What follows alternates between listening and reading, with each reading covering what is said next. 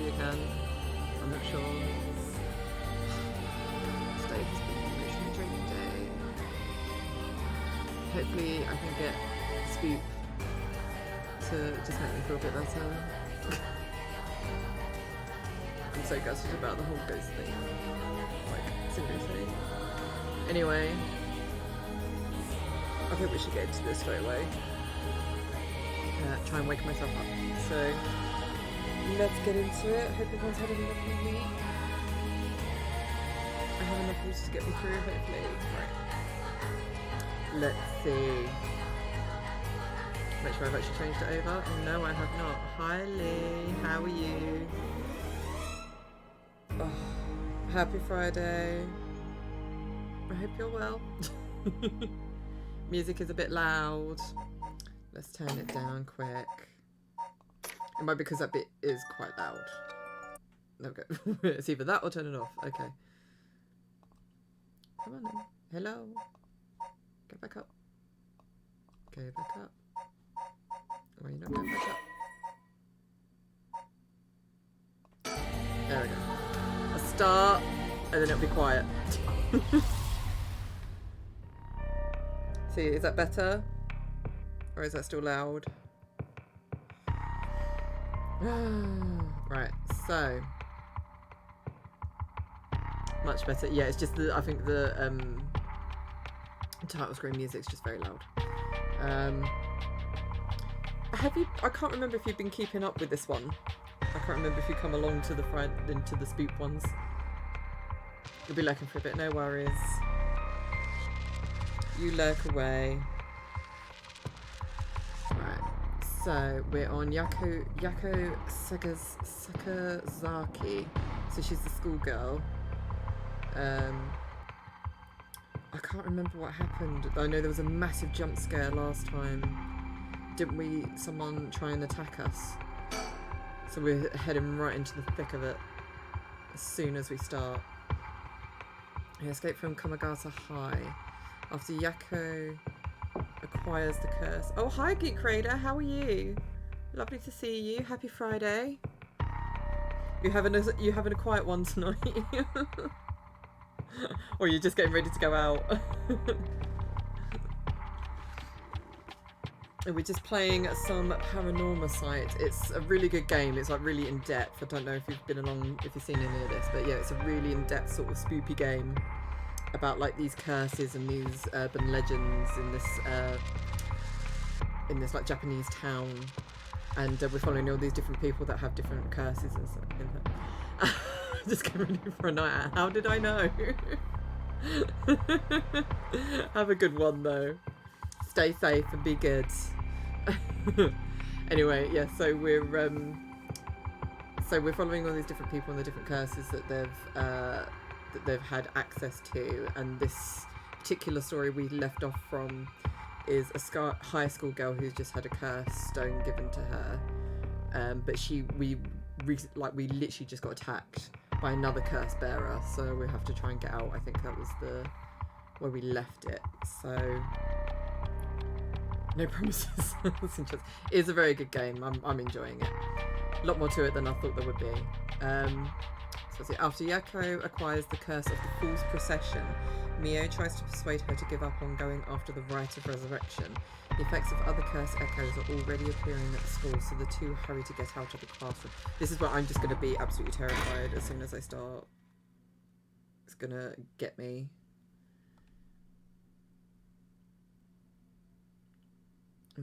Inside Kamagata High School. I'm dreading it, because things are going to jump out at me. Hey Mio, what was that just now? Could it be another curse echo different from mine? I think so, yes. We may have been discovered by another curse bearer. Oh. What's wrong? Shh. Someone's there in the classroom. What? Oh, don't make me look. Something moved inside. Well, ignore and proceed. We don't need to check it out, right? Let's hurry and get out of here. Maybe. The person who used that curse echo may be in there.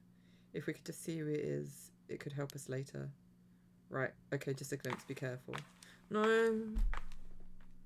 Why are we starting off with a scare? I don't want to scare. I'm emotionally not ready. Or can you see anything? Try and get a look around. Oh. That don't look good. Huh? Is that our homeroom teacher, Mr. Janushi? And the person with him is Hitomi from Class A.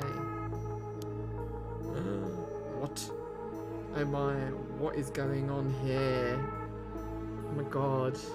This is a bit sordid. That bastard. He's at it again. I have to kill him. Hey. Die, Mr. Shinichi. What is that sound? No, Yako, stop. You'll kill Hitomi too. I have to do something. Hey, over there, who's there? Ah, I was seeing it didn't work. Run, hurry! Run away! Ah. Haitian high school teacher. Kohei is an English teacher and the homeroom teacher for Class 2C at Hamagata High School. He was seen alone with Hitomi Okuda in a classroom late at night by Yako and Mio. Kohei was an honour student at the top of his class back in his high school days. The apple of his parents' eye, he was placed under immense pressure to attend a first-rate university. The family's plans came to naught, however, when the pressure caused Kohei to sink into a deep depression and fail his entrance exam. Even at the university, he was able to enter. Kohei struggled to keep up with his classes, leaving him a vain but wounded young man. Kohei never aspired to be a teacher, but figured it was the least he could do with his talents. He considers his students to be beneath him and largely looks down on them all. What a dick.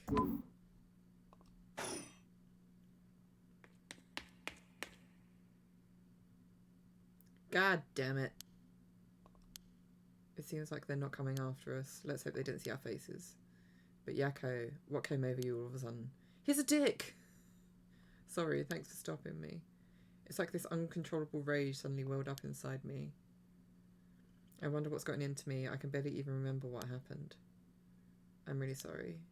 I do think it's partly the curse's influence on you, but we certainly saw something shocking. My heart's still pounding. I'm a little surprised you know Hitomi from Class A. She tends to stand out a lot. Gotcha. Well, she certainly does dress like a delinquent. My god. Though she barely shows up to school. But could Mrs. Janushi... Oh, Hitomi really be a curse bearer? No. I don't know, but we should be careful just in case. I don't know why is this behind me.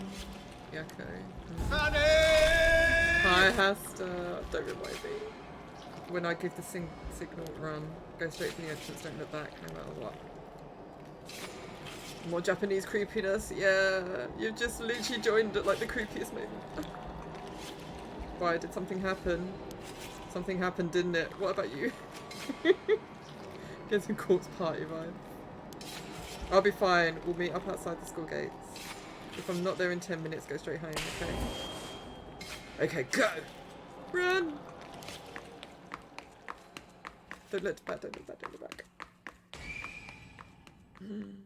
I better not got Mio.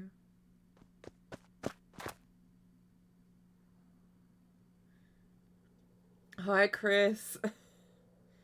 Too numb to care for creepy. Okay. Corpse party vibes. I can't remember if I've seen this. Schools at night are mortifying. They are anyway, aren't they? I have to get outside. Let's see. To get to the gates, I go by the gym and... I don't want to look behind me. What are you doing, miss? Eek! Ugh. Should be here this late. Don't you know what time it is? You shouldn't be here either. Oh, Mr. Ashimiya. Well, if it isn't little Yako. Anyway, students ain't supposed to be outside playing around at night.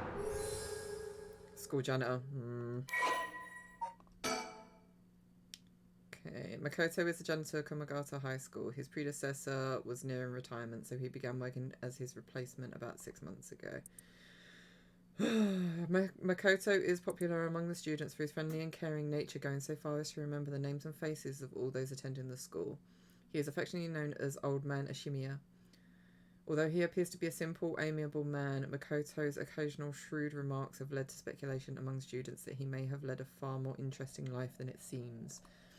Whatever the truth may be, he will be remembered as one of the 7 mysteries of Komagata High School for some time to come. Cool, cool. I know you're rough around the edges, but I didn't take you for one to act out like this. Hi, Feral. How are you? How are you feeling? I'm not acting up. You're proud again. What about you? Should you be smoking on school grounds? Meh. When it ain't lit, so it's alright. It's, you know, an accessory. Oh my god. Hey, don't go changing the subject. There's just no letting my guard down with you. So, why are you here so late? Well, the truth is I forgot something in my classroom. Again? You sure are a piece of work. But you don't have nothing with you. Oh. Wait, you do. What's in your hand? Well, this is what I forgot. I got it from my grandpa. It's really important to me. Girls these days sure have weird tastes. Well, okay, better head straight home if you're done. I won't tell on you. No, wait, I can't let you walk home alone this late. Alright, wait just a little. I'll hurry and lock things up. But I'm worried about Mio. Can't leave her in there. Actually, a friend of mine is still inside. I think they'll be here soon. That's so. Who's your friend? My classmate, Mio Kurizuzu. Ah, that transfer student. Breaking school rules already, huh? Don't take her for the type. No, I was the one who dragged her here. Well, whatever. I'll go take a look. It'll be safer if you go home together. Oh, great. She's in the first floor hallways. Be careful, though. You don't know what may be there. Ominous. Finally able to chill. That's good. Have you got anything planned for the weekend? What's that supposed to mean? First floor, yeah? I'll be right back. I'll be right back. She's been there for an hour.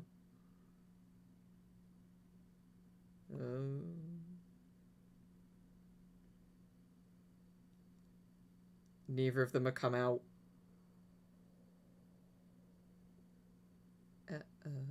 She's late.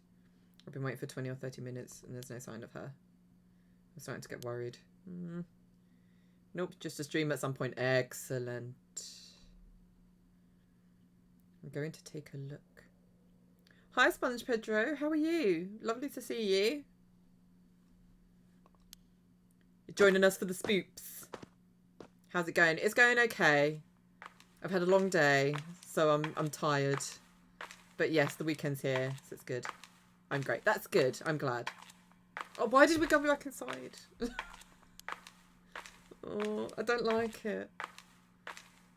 I started this off, like, really at the worst time.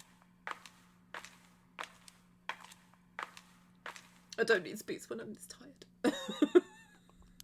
Huh? Oh, no. No. Mio. No. Mio. I can't look because the spooks are there. Where did I go wrong this time? Don't look. Ah, it's all my fault. Don't look. I left her alone with the curse bearer. Don't look. You need to move. Mio. I'm sorry.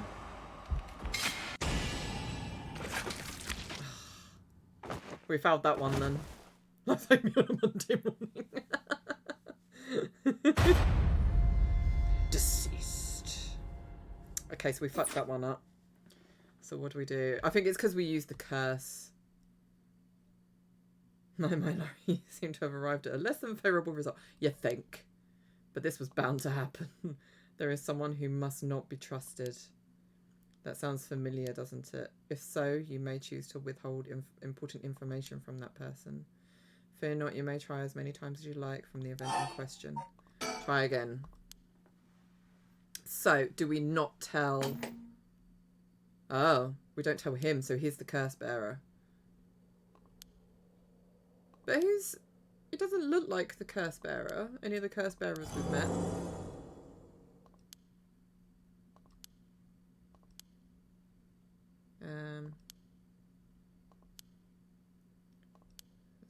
What's up? Mr. Shanushi was actually looking for you inside the main building. What's that? He's here right now. What's he thinking? I don't know. He was in class 3B on the second floor just a bit ago. Well, I suppose that means I can't be locking up yet. Second floor, you said. I'll go take a peek. Be back in a jiff. My house is really close by. I'll be fine on my own, really. That's so. Ah, the snack shop. Great. Suppose you'll be fine then. Be careful now you're here.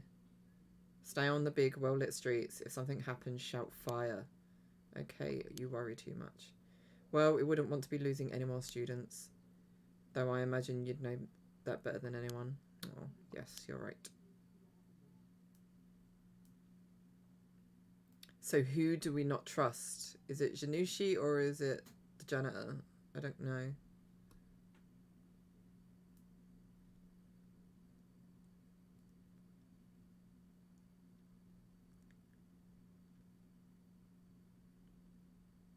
Mio's late. I've been waiting for 20 or 30 minutes, but there's no sign of her. Huh? There's someone coming down the road. Creepy guy. That's... Oh no, a teacher. It's Mr. Arashi. He looks on edge. I wonder what he's doing. Wait, he's the one who discovered the rite of resurrection. It wouldn't be strange for him to be involved with the curses. Wonder if he has a curse stone. What do I do? But it's way past the 10 minutes Mio says she'd be here by. I managed to escape. I can't let that go to waste. Need to get out of here before anyone sees me. Yes, you need to run. Run! Bex, yay! Hello! Hi, Uncharted! All the cool gang is here. It's great. We're all ready for spoops.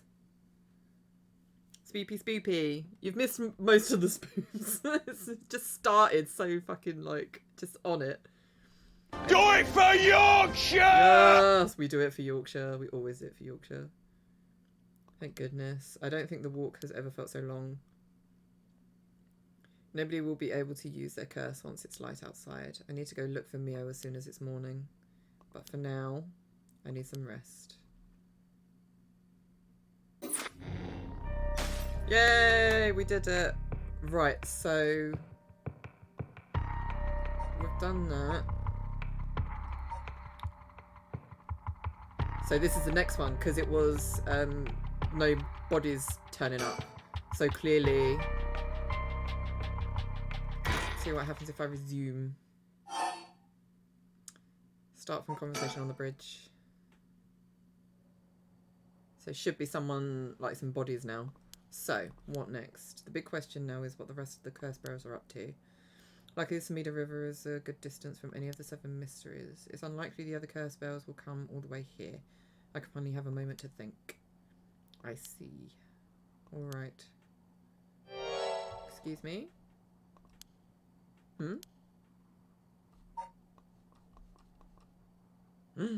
Strange woman.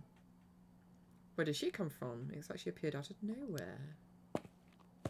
And she just appears there. Didn't mean to startle you. Don't run up like that. She's the other curse bearer, isn't she? I'm terribly sorry if I've gotten the wrong people, but would you happen to be curse bearers? Dun dun dun. Curse bearers? What's that then? It means someone who's gathering souls for the rite of resurrection. You have heard of the rite of resurrection, haven't you? Everybody's talking about it. Colour me intrigued. Care to tell me more, miss? What was your name again? Oh, silly me. I'm Ayame Tono. Yeah, you were hanging around with the dickhead earlier. She certainly had no reservations telling us about the rite of resurrection. It would be worth keeping an eye on her. She could be trouble. Yes. There's more to the rite of resurrection than meets the eye, you see. So the best way to collect soul dregs is to kill other curse bearers. And that's about the size of it. I hope it wasn't too much to follow. No, I think I got the gist. Funny old world we live in. So are you saying you're one of these curse bearers? No, well, not quite. It's complicated. I'm not, but Yutaro is. Yutaro, is that your boyfriend? Oh, heavens no, just a friend. His full name is Yaturo Namigaki. We're, I suppose you could say, partners in crime. Funny way of putting it. Is that Michael Jackson? No, I think he's just a Michael Jackson wannabe. So where is this Yakuro now? Smooth criminal. Well, about that, he's not actually a curse bearer anymore. He's more like a former curse bearer. Former household. He gave it to the police, didn't he? I don't really know the details myself, but apparently he lost his curse stone. Typical, right? He makes such a show of being a top student only to flunk where it counts. So now I'm out here looking for curse bearers myself if you want something done right. She says her name is Yami. I guess she's around 20. She must be brave walking around alone this late, or maybe there's more to it. Yes, curse bearers. Right. He lost it. How did he do that? I wasn't with him at the time, so I don't know exactly what happened. All I know is that he came back saying he didn't have it anymore. Although, well, it's strange that you'd probe into that of all things. I'm just a curious sort, that's all. Sorry if it's a touchy subject. No, I don't mind. I don't particularly care about it being keeping it a secret. She bad, yeah. Yaturo can be a little irrational sometimes, so I have to keep a level head on my shoulders. So anyway, mind if I ask why you thought I was a curse bearer? Oh, that. I'm terribly sorry. I was so rude. I saw the two of you out late at night, and I suppose I made assumptions. Gotcha. Sorry if we gave you the wrong idea. Out of interest, what was your plan if we did turn out to be curse bearers?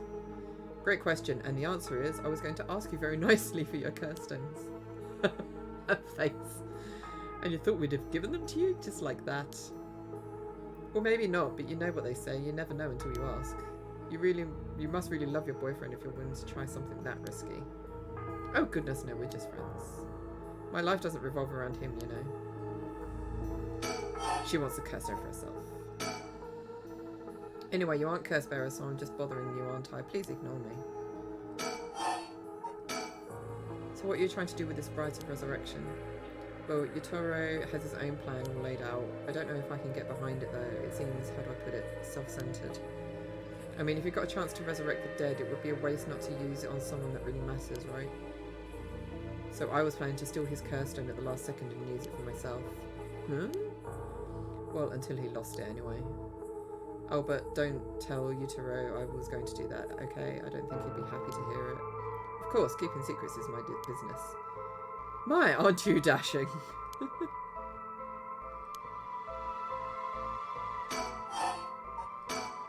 It sounds like you really have your heart set on this, right? What were you hoping to use it on? Do you promise you won't laugh? Cross my heart. Well then, let me tell you my master plan. Prepare to be amazed. I'm an art student, you see. Woodblock prints are my speciality. Ukiyo-e in particular. Ukiyo-e, I can't say that. You must be a cultured lady. Really? Do you think so? Everybody says it's a strange interest for a girl to have. You know, people think of Ukiyo-e as some inaccessible high-class art form, but that's actually totally untrue. Back in the Edo period, it was the art of the masses, amusement for the common people. So when you think about it, we feel exactly the same thrills from every brushstroke as they did back then. Isn't it fascinating? Yeah, I guess. And as far as I'm concerned, the undisputed king of Ukiyo-e is the one and only Hokusai. Have you heard of him? Sure I have. He's famous. Didn't he live somewhere around here back in the Edo period? That's right. You're just as knowledgeable as you look. His 36 views of Mount Fuji are so iconic that the only works of his most people know. Ah, I know that. But Hokusai was so much more than just mountains and waves. That's only the teeny tiny tip of a veritable iceberg of work. I've got to admit, I only really know him from those landscapes myself. Oh, don't worry about it, anyone can learn. When Hokusai died at the age of 90, blimey, he left behind over 30,000 drawings, Jesus. That's multiple drawings a day for 80 years. Amazing, right? Lindsay, hello! How are you, my dear? Are you good? Happy Friday. Hope your weekend, can't even talk. Your week has been good. Sorry, I'm very tired. It's been a long day. So he kept on drawing right up into his old age. Very impressive. But even in his final years, he was never satisfied with his own work. His dying words were, "Should heaven afford me but 5 more years, I shall finally become a true artist." Even on his deathbed, he still thought he had more to learn. He was already the greatest painter and artist of his era. Who knows what he could have done with more time. Well, that's what I want to find out. Hold on, are you saying... Besides, he always said he wanted to move out of 100 houses. He only made it to 93. Isn't that just tragic? Oh my god. Oh no. Nuh-uh. Nuh-uh. No way this is going where I think it's going. Imagine the masterpieces he could create in modern techniques. I feel all dizzy just thinking about it. You gotta be kidding me. So if I understood correctly, you want to use a rite of resurrection to... That's right, I want to bring Hokusai back to life. Well, that's certainly a novel idea. Look at those eyes. I'm sleepy but good.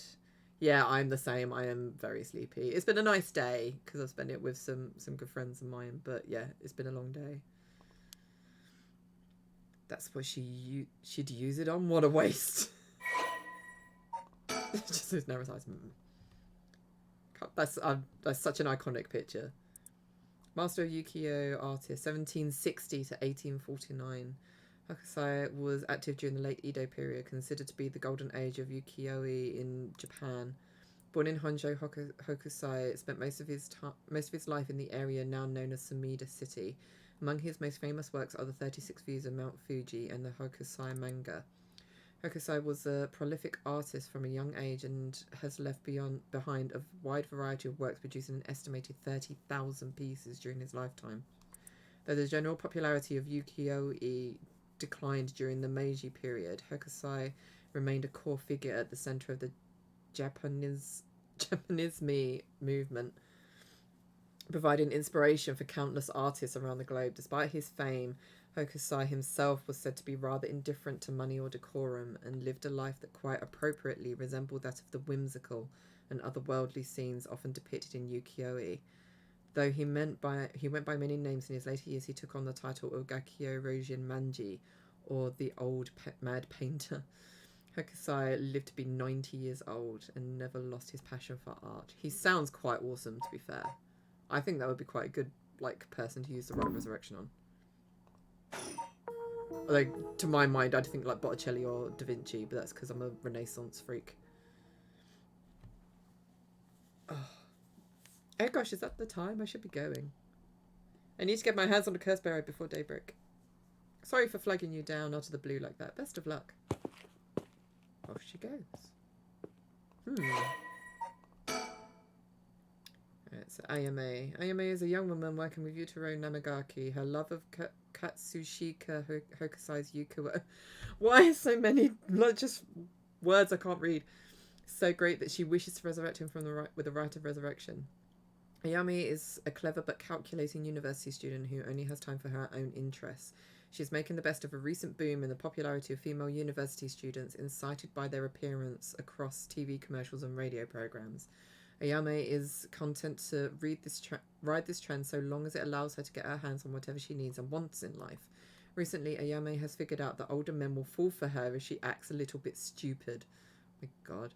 She was approached by Yutaro Namagaki in town, and although she was not attracted to him, agreed to date him because his family seemed rich. However, she does not think much of him as a human being and is beginning to grow bored of their relationship. She sounds wonderful.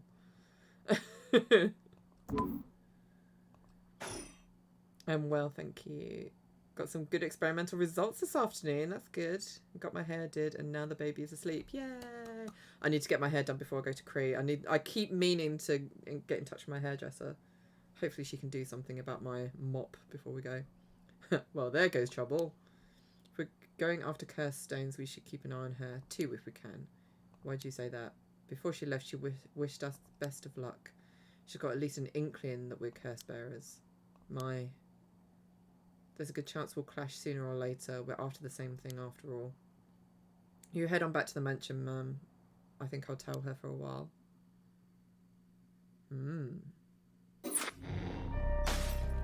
That's done. Ooh. No more curses. Haraway has received multiple reports about other suspected curse bearers. Although concerned about Ayame Tono, she is apparently also after the curse stone. She entrusts Richter to continue his investigation. So what are people's plans for this weekend? We got anything good on? Anything big? 'Cause it's Easter week next weekend. It's all the Easter eggs. I can't wait to eat my huge chunk of a dime Easter egg that's bigger than my head. Like, literally, it's epic. I get it every year. It's amazing. And also, we found out that our cake lady, the amazing cake lady that we have, she's she makes a special Easter one where she basically takes half an Easter egg and fills it with mini eggs, brownie, and like chocolate ganache. And it looks freaking epic. And she's like, no pre-orders, so literally we have to be refreshing it on like Easter Friday to make sure we can get some. Partner's birthday today, so lots of hangovers. Oh no, and you're doing it again tonight. You're hardcore. But then I guess you're young. You can take it. Wait, I missed that. What do you get every year that's the size of your head? You know, Dime Bar. Like, Dime Bar is like the most amazing chocolate bar ever. And because Cadbury's own them now, I think. They do like mega Easter eggs of them. So I get it every year. I think for like the last 4 or 5 years I've been getting them every year. I'm only allowed one though because they're so big and they're like quite expensive. It's like 12 quid for this Easter egg. And it's huge. It's like I said, it's about the size of, it's bigger than my head, and it's really thick as well. And it's just got all like the dime crunchy bits actually in the chocolate. Oh no! Hi, size. Fanny's exposed! Getting that fanny exposed on a Friday. Fanny. It's a thick egg. I do love Easter eggs. Like my friend said the other day, it's not like, we're not mad. Easter eggs are just like the best chocolate. It's something about an egg-shaped piece of chocolate that is just the best thing ever. I don't know what it is. You ever tried dime ice cream? No, but I want to. You know what the best thing is though? Friggin' Lotus Biscoff ice cream. Like they make the ice like Magnum ice lollies of Lotus Biscoff, and it's just so good.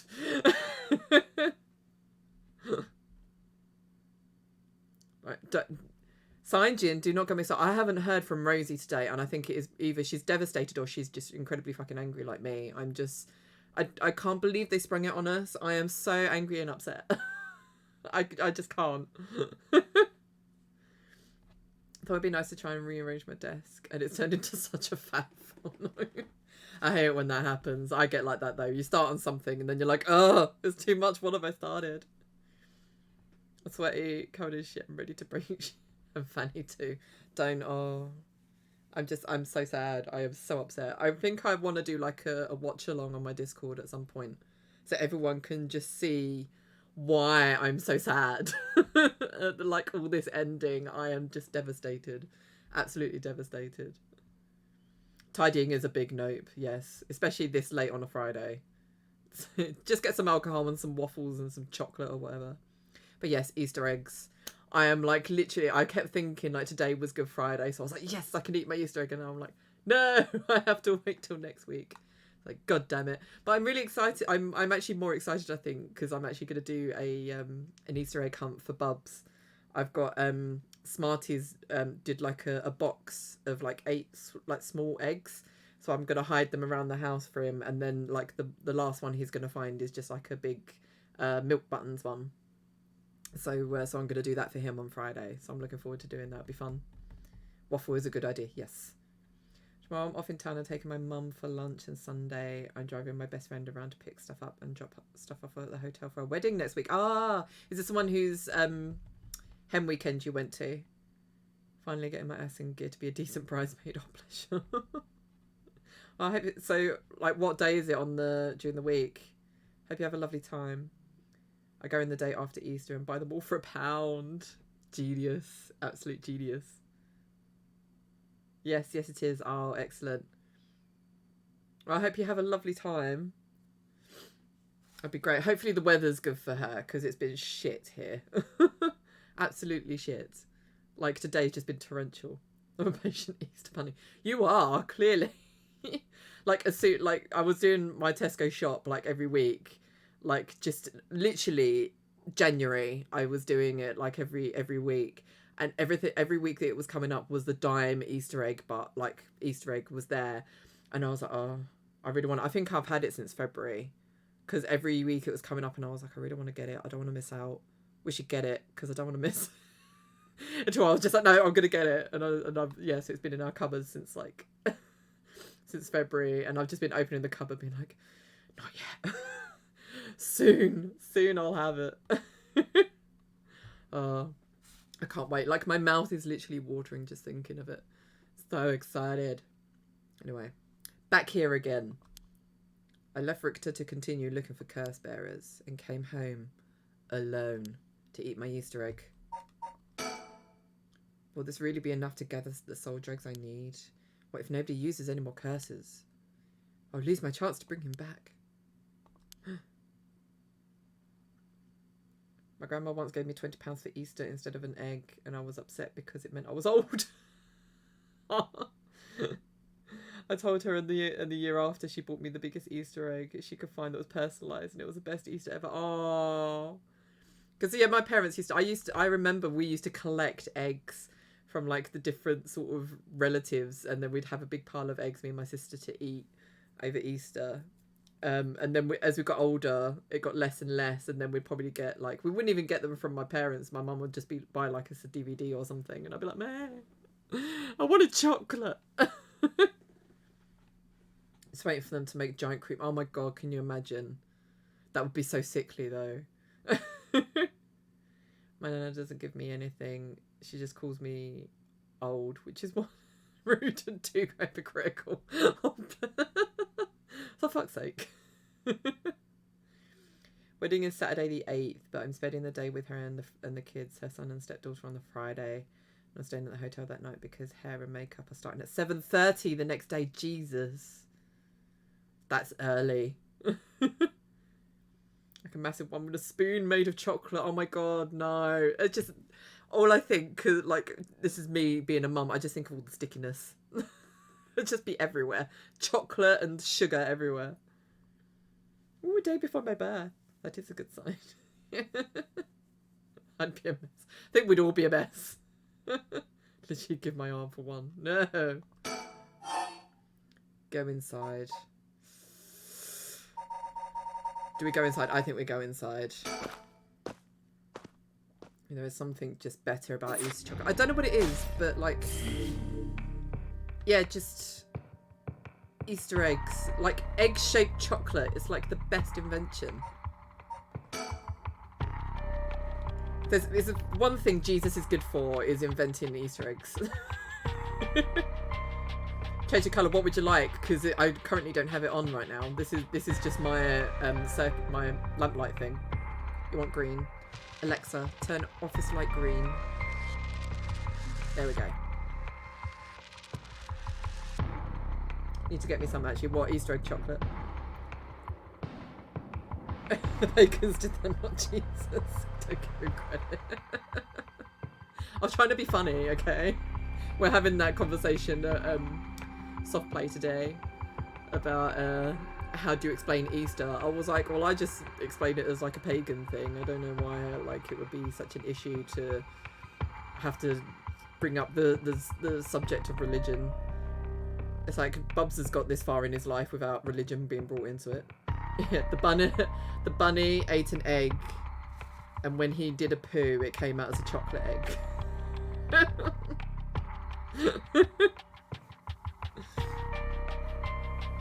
Right, so where are we? So we're back with Tetsuo Satsumi, the policeman who's gathering all the curse stones. After persuading Araishi, the curse bearer of the ever-burning lantern, to give up the stones, Satsumi and Erio have obtained 3 curse stones in total. They continue their investigation of the town in search of the remaining curse bearers.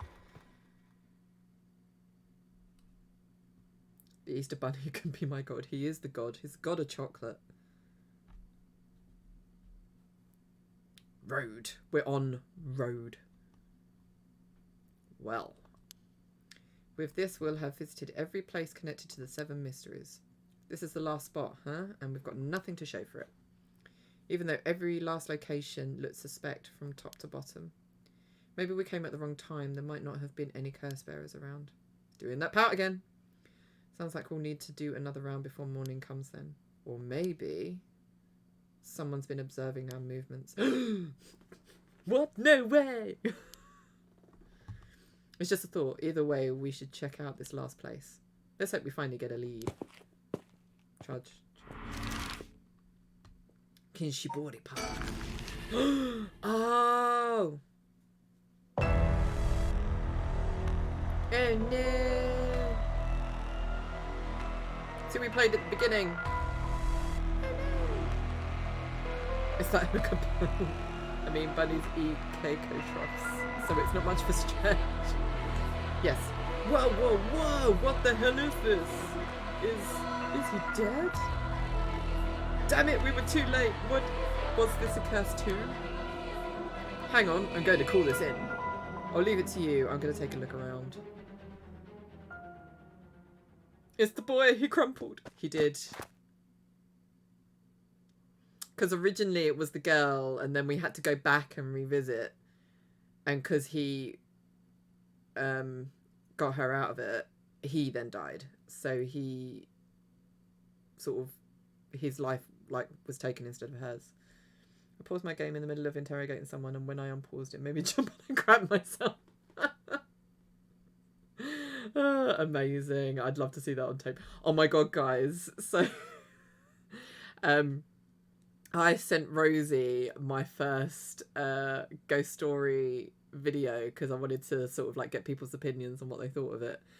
And she was like, is it gonna make me jump? And I was like, it's not jumpy, it's just creepy. It's got creepy music and obviously the ambience and everything, and it's just me reading ghost stories, so it's not jumpy. So she was like, oh, okay, I'll watch it. And she said she was going to do a reaction video for me. So she's actually done a reaction video, and she sent me, like, all the reactions of her jumping. And I'm just like, there's nothing jumpy in it. Oh my god. But you know the bits that she jumps at, like, when the thunder goes off and it's, like, close-ups, like, zooming in on all the bits in my picture. And... it's like she's just like, ah! And it's like so I don't know when she's gonna bring it out, but yeah, she's done a thing and it's like she's cuddling her teddy and she's like, ah! The entire time. It made me giggle, and she was like, not jumpy. I bet she's so dramatic. She is. It's hilarious. I can't wait to watch the full thing. And then she goes into a full blown rant. Oh, I'm like, not fucking scary. Who the fuck does she think she is? Oh, it's hilarious. So I'm really looking forward to seeing the whole thing. But yeah, she just sent me like all the scares of her going like, bah! It was hilarious. Oh my god. It'd be great. Yeah, because I'm not releasing it to the public until like, when was it? End of April, I think, or like 1st of May. I can't remember when I scheduled it for, because I'm going away in like a couple of weeks. I wanted to make sure that they're spread out in like a decent time, and I think this is the only one I'm going to have time to record and edit in time, so I don't want to sort of release it now and then I'm not going to have another one out for like 2 months or something when I actually get time to do it. So yeah, I'm pretty sure it's like a month away now, so you'll have to wait a while to see my spoopy video, but hopefully it's worth the wait. Because I've watched so many like spoopy sort of ghost storytelling videos, I don't know if mine is any good, but I've like the people that have watched it have said it's good. So just realised my subscription had ended. How did I not realise that before? I thought you knew. I thought you were one of the people that ended your subscription. I've had a few people end them because of obviously Christmas and people being bankrupt and shit. So I've had a lot of people drop off. It's fine. I don't bear grudges. No. It's fine, honestly. Anyway, right. Boss, bad news. What is it? Another mysterious death was reported in the area just now. The medical unit and forensics team are on their way, but it'll be a while before they arrive. That is bad news. So they got someone else. I think this is the work of a curse bearer. With suspicious deaths popping up one after another, we have to assume it is. I'm back, I just did it. Yay! Thank you so much. Thanks. How's it not come up? I didn't announce it. I need to announce it. Because now I'm going to forget at the end of my stream and I'm not going to give you a shout out for it. But thank you.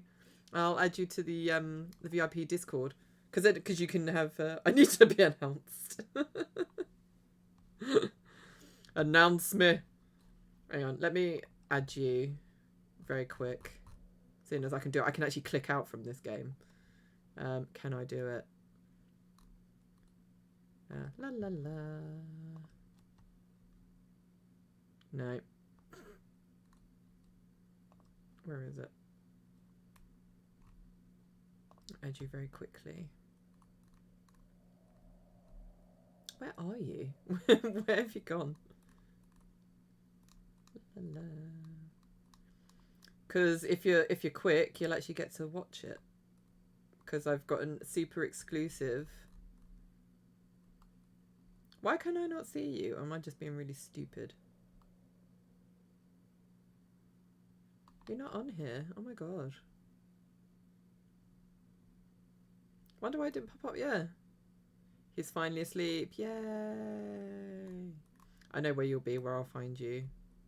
Where is it? Where's it gone? There, I was like panicking. Where's the Last of Us chat gone? There we go. You're now a Twitch subscriber on my Discord, so you should have access now to VIP. There we go. So then you can find my Cozy Ghost Stories episode 1 exclusive subscriber access. Have your head out and make loads of mistakes. Lovely to see you too, Geek Raider. Thank you for coming. Have a lovely night and a lovely weekend as well. We'll see you very soon, hopefully. Have a good one. Anyway, wait. Shit. Guess we'll be stuck waiting around for a while.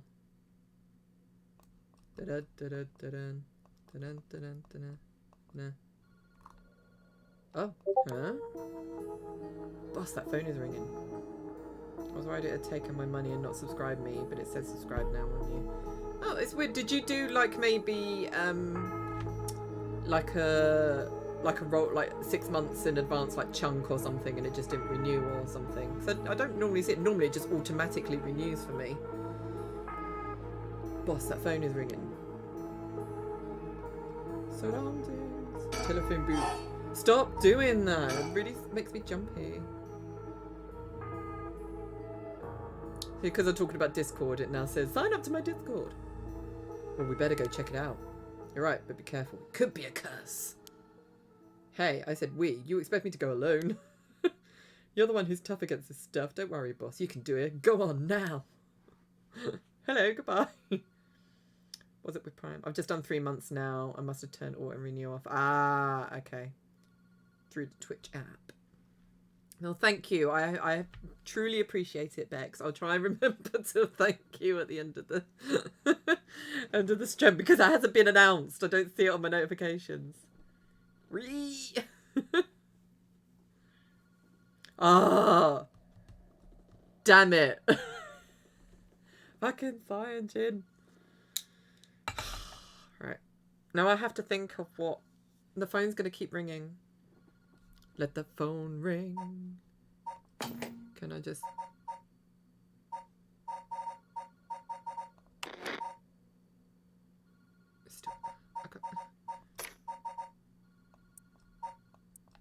There we go, because otherwise it's going to just come through. Right, we'll go on that. Who goes? Naughty CyanogenSyn.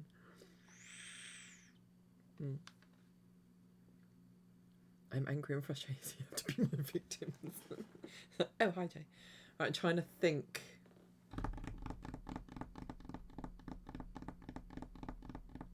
What one can I do?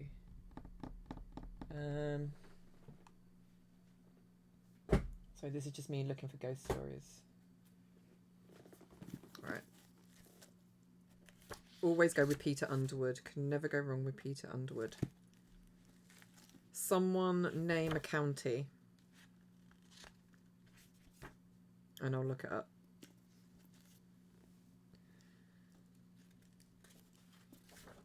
Otherwise I'm just going to go with Essex.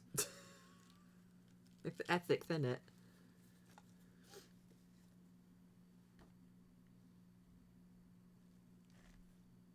Berkshire. Okay, let's have a look. Oh, there's quite a few. I think we should go with Bisham Abbey because it sounds like Bitcham Abbey. Is that beach? So we'll go with that one. Okay. Are we ready, guys? Oh, I get special events again. Yep, you do. Right, where is it? Here it is. Okay. Would help if I actually turned to the page that was on. Where is it? There we go. Right, here we go. So this ghost story is about Bisham Abbey, near Marlow. A Tudor house, now belonging to the Central Council of Physical Recreation, it was long reputed to be haunted. A preceptory of the Knights Templars that became a stately abbey formerly occupied the site, and the mansion that remains is essentially the same building that King Henry VIII gave to his discarded Queen, Anne of Cleves. Richard Neville, Earl of Warwick, known as the Kingmaker, knew Bisham and his bones are buried hereabouts. The property passed into the hands of the Hoby family, one of whom, Sir Thomas Hoby, had custody of the Princess Elizabeth during the reign of Queen Mary. He must have been a gentle jailer, for after her accession, Elizabeth appointed him ambassador to France, and it is the ghost of his wife, the Lady Elizabeth Hoby, that has for so long been alleged to haunt this beautiful old house. Lady Hoby was a scholar. She wrote Greek and Latin verse and composed religious treatises. The haunting of Bisham Abbey, handed down from generation to generation, is in accord with her character, for such a highly accomplished and intellectual person might well have had little patience with a dull child, slow at learning, such as her son William is said to have been. His work was slovenly and untidy, and his copybooks were usually full of ink blots. His mother seems to have been in the habit of severely chastising the boy, and one day, perhaps when his copybooks were really disgraceful, she thrashed him so unmercifully that he died.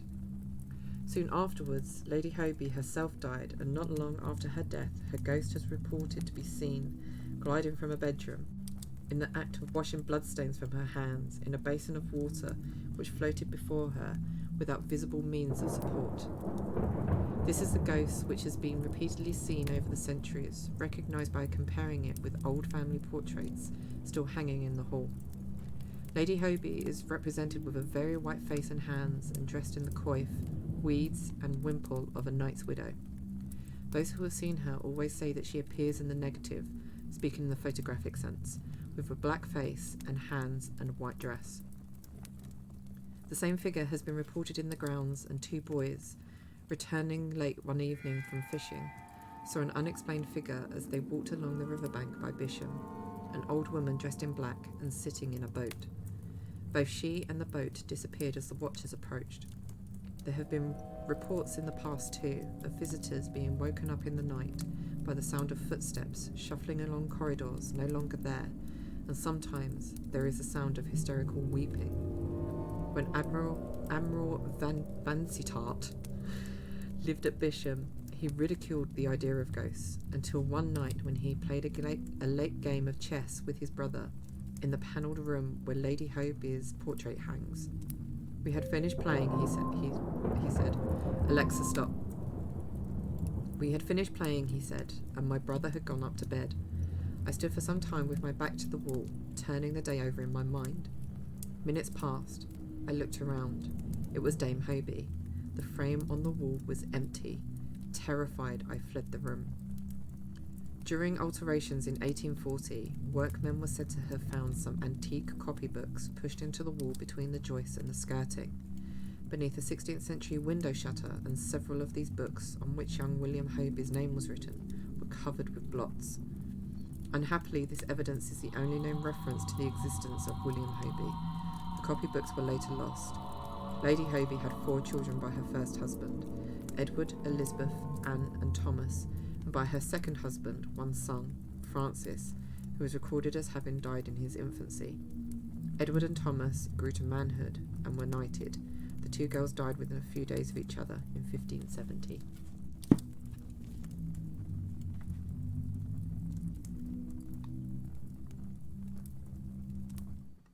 There we go. So I had to like lean in to see where to click on. What a hoe bag. She was. Hobie the hoe bag. It's a horrible, horrible woman doing that to a child. Hang on. Wait, no. No. We need to turn that up. Why are you not... Oh, we did this earlier. No, we don't want that one. We want this one. There we go. There we go.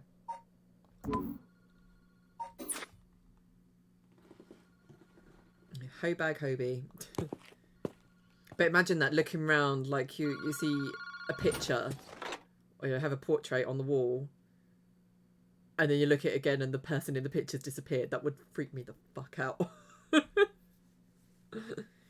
Hello, Kinshibori Park phone booth. Evening, Detective Sasumi. How are things looking out there? Who is this? Wahaha! I finally got him, the real deal, Detective Setsuo Satsumi himself. Ah, wait, that's Chief Inspector Sasumi now, isn't it? You've come a long way since we last met. I asked you to identify yourself. Man, have you forgotten already, after all the time we spent together? What a time that was. As I recall, I gave you quite the runaround. Wait, is it that serial killer? Fumishika Najima. It is. What? Did you say Fumishika Najima? Like the one from the Najima murders? Ding ding ding, you got it. I had a feeling that the great Chief Satsumi would remember me. I spent 20 long years in a cell thanks to you. That shit was not easy. You should be thanking me. Should have given you plenty of time to think and atone for your sins.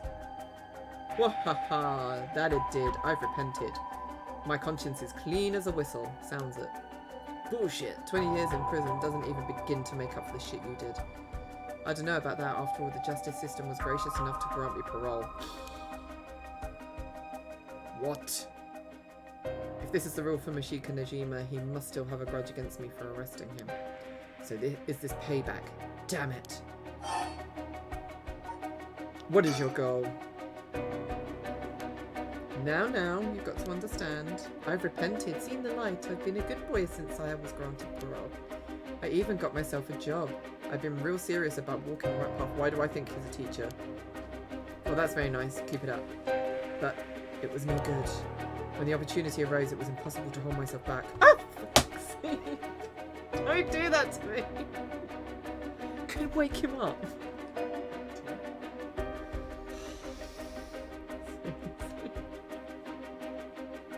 Dick. Thank you for my tea. Spoopy night, what did you expect? Well, Beck, sorry.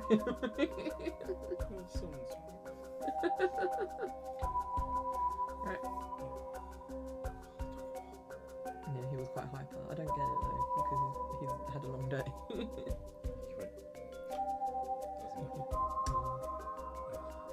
Right, go away now, because you made me jump. Now I've got to jump.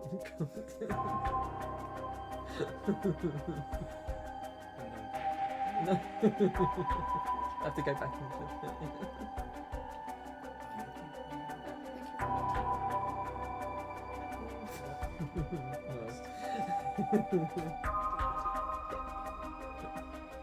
Love you.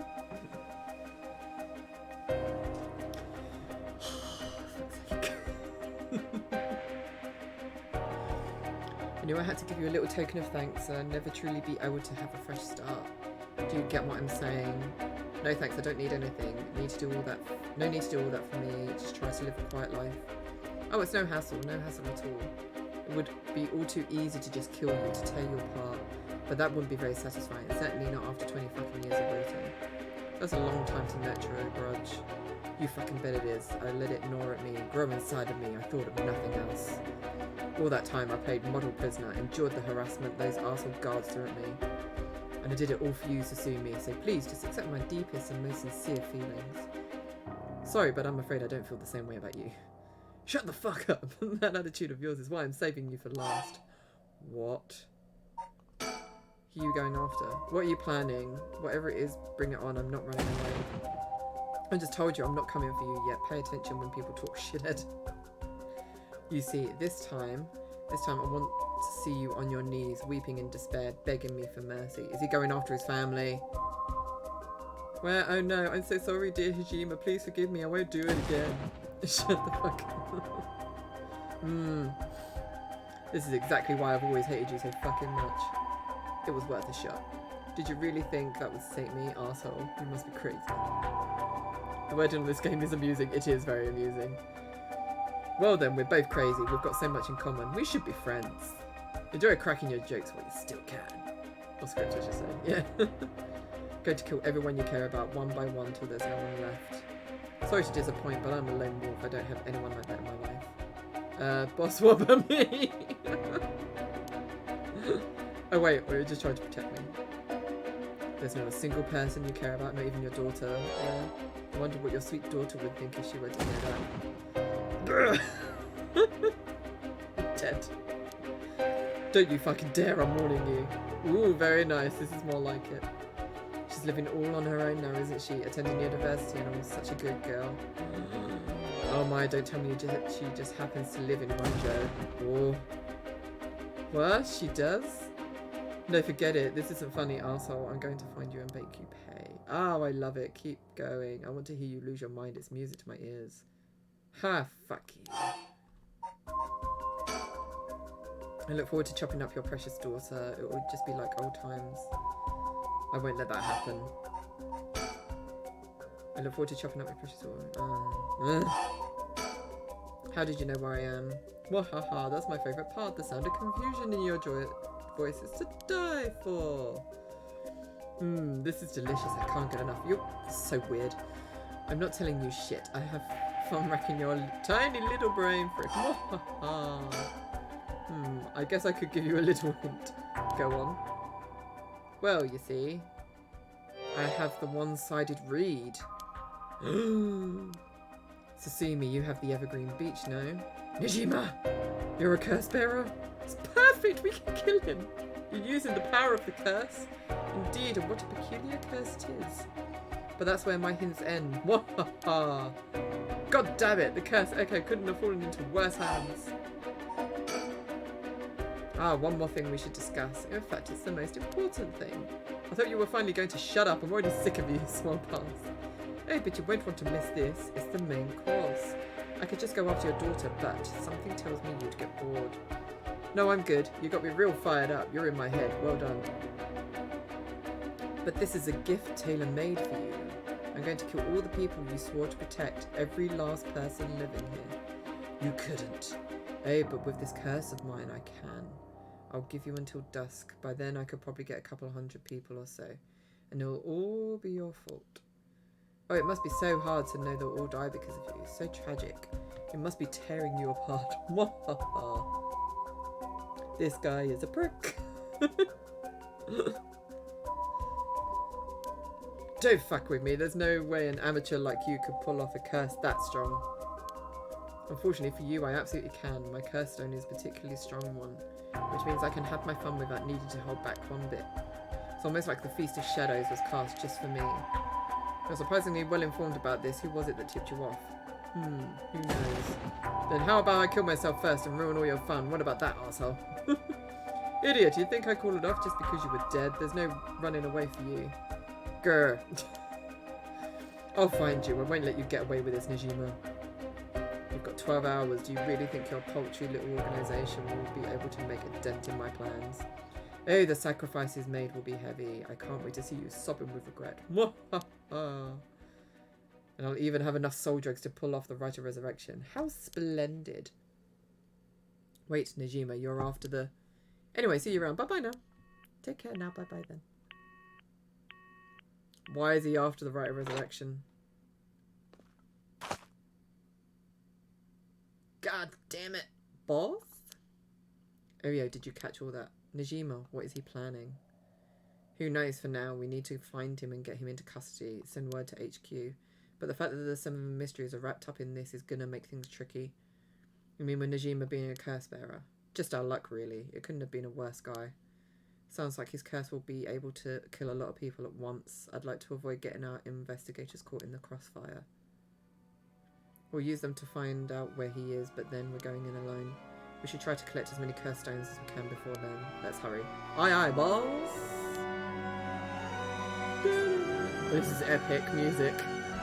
Later. It was reported that a total of 3 suspicious deaths were discovered that night. Hijima's threats, along with the curses, were kept secret from the general public. However, the Honshu serial killing still made international headlines following the death of police officer Hajime Yoshimi. At Susumi's request, a large-scale investigation was launched into Fumishika Najima's whereabouts. Susumi and Eryo themselves spent the rest of the night looking for curse bearers in the area, but the search ended in vain. And with that, the curtain closed on that cursed night. 12 hours to sunset. Dun, dun, dun. He wants to revive his boner. Oh. Who do we go with? Don't know why the music is so insanely loud. It's literally as low as it can go. I can't turn it down anymore.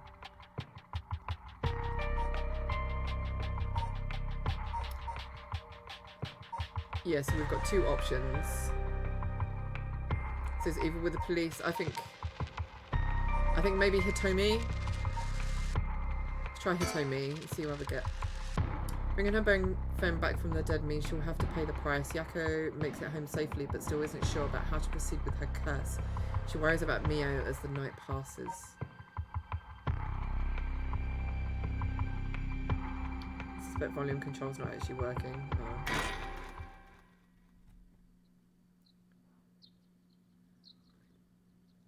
So it's moaning, so we can't use the curses. So it shouldn't be scary now, in theory.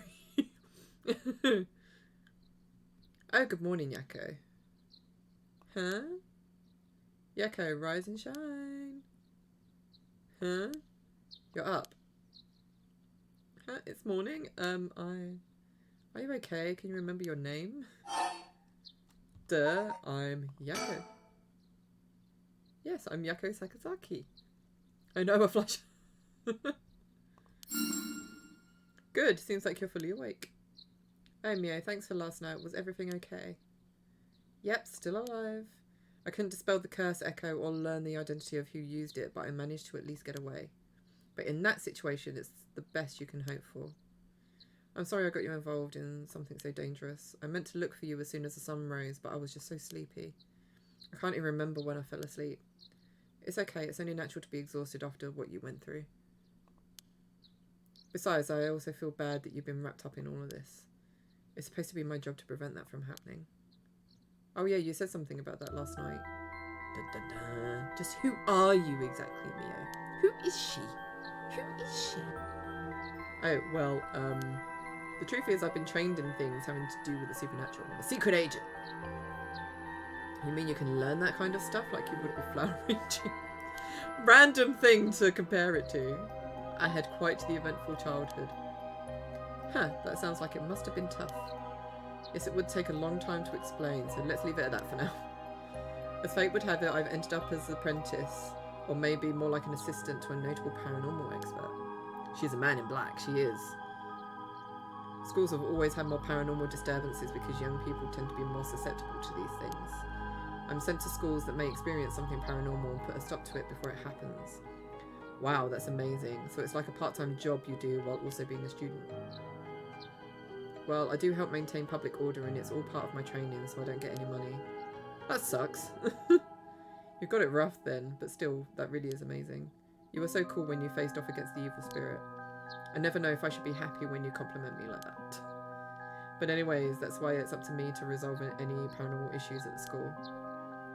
And why I'm going to look into the cause of all this. But for now, let's head to school. Yeah. Oh, do you have your curse stone? Now that it's daytime and its power is diminished, I should be able to hold on to it. Want to give it a try? Right, I do have it, but... Yako? Is it really so wrong trying to bring Michio back? I mean... I can't approve of it. The rite may seem like a dream come true, but if it involves taking the lives of other people, then... Yeah, true. No pout. I want to make sure this whole ritual ends without anyone getting hurt. That's what I believe and what I'll put before anything else. I'm sorry, but is it okay if I hold on to it? Yako. I promise I won't use the curse no matter what, but maybe there's some other way. I just have this feeling that I shouldn't give up on the possibility just yet. That said, I'll help you, even if it's to stop the curses. For the Michio that still exists within me, I'll settle things so that we can move forward. Forgot how to read for a second. Okay, but if you ever feel in danger, you can give me the curse stone at any point. Right, thank you, Mio. Okay then, let's go. Candy shop Sonoya. Old-fashioned candy shop located on the street corner in Honjo. It has been in Yako Sakazaki's family for 3 generations. On the weekends, you can spot Yako watching over the store, cooking monjayaki, and playing traditional top and card games with the local children. Though traditional candy shops are known for selling cheap treats for kids, it is not uncommon to see these largely privately owned businesses become something more like general stores, selling food, drinks, utensils, and other daily necessities. Many families operate candy shops on the dirt ground floor of their home, known as a doma, with a space in the back where customers can eat manjayaki, as well as arcade games and capsule toy machines in the front. Such facilities make them attractive places for children to gather and play. However, the harsh reality is that traditional candy shops, which thrived during the period of high economic growth when many confectionery manufacturers entered the market, are experiencing a steady decline due to the rise of convenience stores and changes in children's interests and tastes. Oh.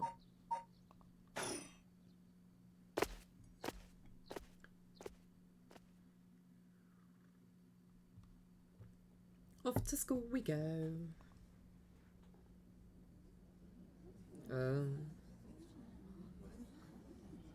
Been a murder. Huh? I thought it was unusually noisy. There's a big group of people and police in front of the school. Did something happen? Did the janitor die? If the police are here, then something must have... I'll go ask. Thanks.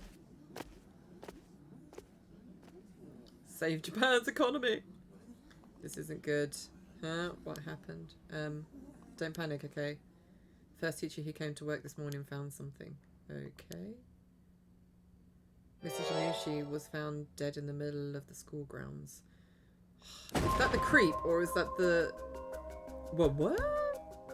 They're closing the school for today, but that's not all. I didn't know this either since I didn't watch the morning news, but rumours are spreading that a number of bodies were found nearby. Oh shit. What? There's no way. Why? Could it be? Because of the curse? We don't know enough to say. From what I heard, Mr. Janushi's body was in the middle of the grounds, but his body was covered in bruises like he'd fallen from somewhere high. Weird. Taking into account his unnatural death and the timing, it's very likely it has something to do with the curse. They're saying someone used their curse on him last night. Seems like it, doesn't it? But that's so scary. Yeesh! So the curses really do kill people, and someone used it. Shh! Keep your voice down, okay? What would happen if another curse bearer heard you? Eek! Sorry.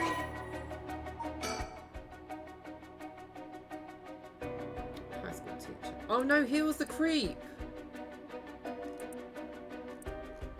Yeah, he was the freak person that we tried to curse. So yeah, I don't really care about him. I wish we had a little more information, but they've locked up the front gate. Maybe we could sneak in through the back entrance. That person over there. Yeah, she's the girl. Isn't that Hitomi Okuda? You're right, that's unusual. Oh, but she was at the school last night too. She must know something about Mr. Janushi. Let's see what she has to say. Oh, Mia, wait for me.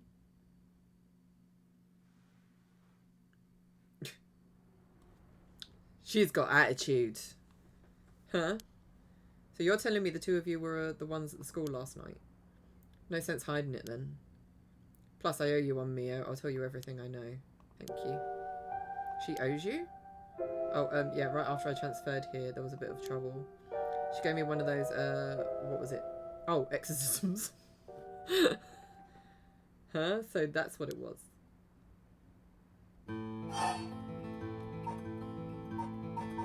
We'll go with this one first. Did you hear about Mr. Janushi? Heard about it? I've known about it since last night. I saw that asshole bite it on the school grounds myself.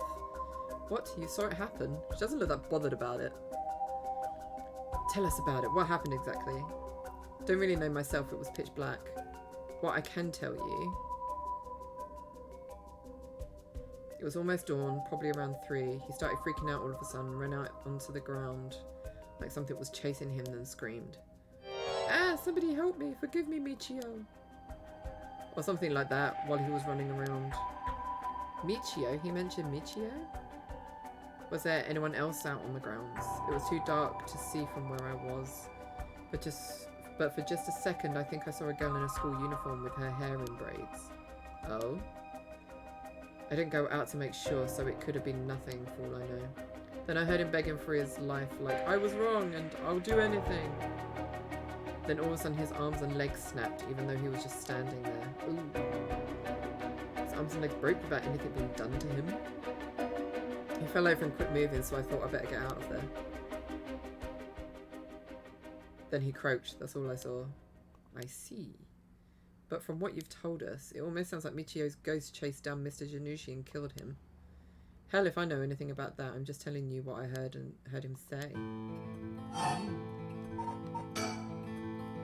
Did you tell that story to the police? Nope, and I ain't gonna. I can't count on them for shit.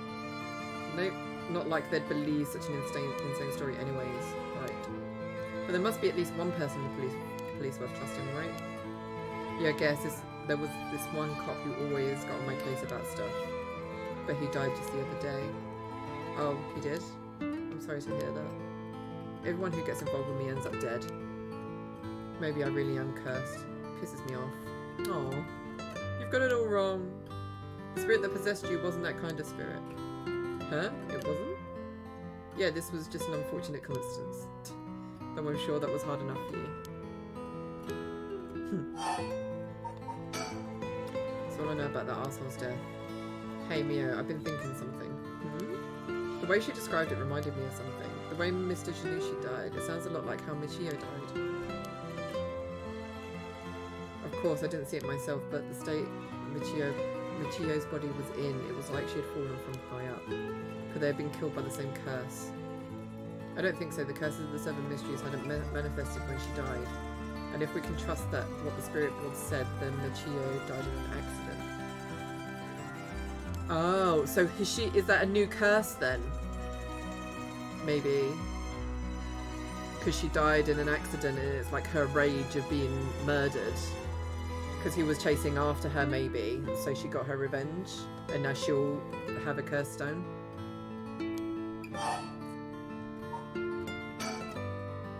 Could be, couldn't it? So it's not the 7, because I think someone said there is the main 7, but then there's other sort of mysteries, because there's the 7 mysteries, but there's hundreds more other mysteries around as well. So yeah, that could be that it's a new mystery. It's a very Japanese thing, a curse born from a grudge, exactly. That's all I know about that art stuff. Okay. He told me, were you possessed by some spirit, some kind of evil spirit? I don't understand it all too well myself. What I can say for sure is, thanks to Mio, the weird symptoms that were happening to me all went away. Yep, some people were born with a natural sensitivity to the paranormal. They tend to end up isolated as they struggle to relate to the people around them. They also tend to draw spirits to them naturally. This can cause strange symptoms they don't understand, like headaches, muscle stiffness and hallucinations, even memory problems. I'm sure it must have been very hard. So that's how it works. Do people also have their personality taken over when possessed too? It is possible with spirits who have very close relationships with their target, like siblings or a parent and child. But you almost never hear about people being taken over completely. It's when the two parties aren't in sync that those negative effects can start to appear. So the seances or whatever you see on TV are all bogus. Not quite. There are mediums and diviners who can align their minds with the spirits they call. Though there are people on TV who are just putting on a performance. Huh. There are people who in life had extremely powerful spirit sense or a deep connection with the person, but even they shouldn't be able to completely take over the person they possess. And even if they could, it would only be enough to pressure them to choose certain behaviours that wouldn't be unusual for them to do on their own to begin with. But if that's the case, wouldn't you not know if you were choosing that behaviour of your own will or not? Hence why there are lots of cases where people don't even realise they're possessed, though the spirit may influence the behaviour and memories of the host. The deeper their connection in life, the easier it is for that to occur.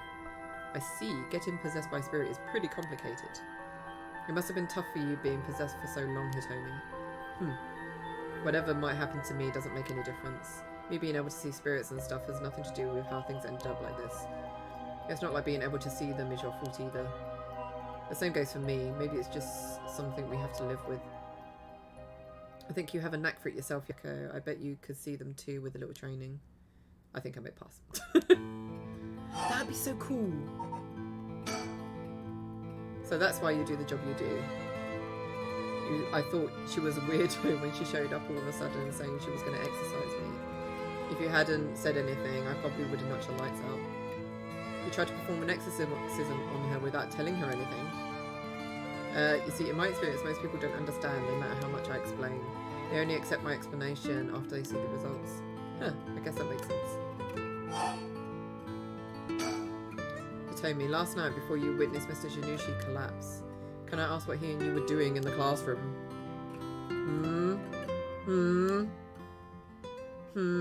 You're gonna tell the cops.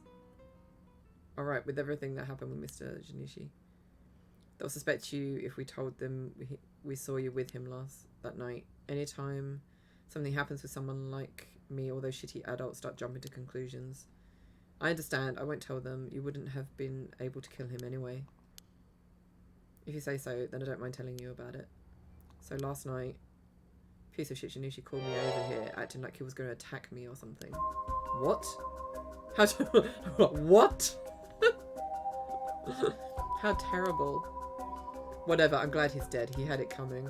Calling people worthless and a cancer on society when he doesn't know shit about them. The arsehole was the one always acting like scum, if you ask me. Is that so? Could you tell us in more detail why he called you out in the middle of the night? It's hard to explain where to start. Whatever. It's hard to explain where to start. Ugh. What did you mean by Mr. Janushi acting like scum? Was he doing something bad? You know Michio Shiraishi, right? The girl who killed herself. Michio? I don't know everything, but that creep of a teacher had some dirt on her, and he was using it to blackmail her. Dick. Call her up after school and make her do whatever he wanted. What? What do you mean when you say whatever he wanted? I'll leave it to you.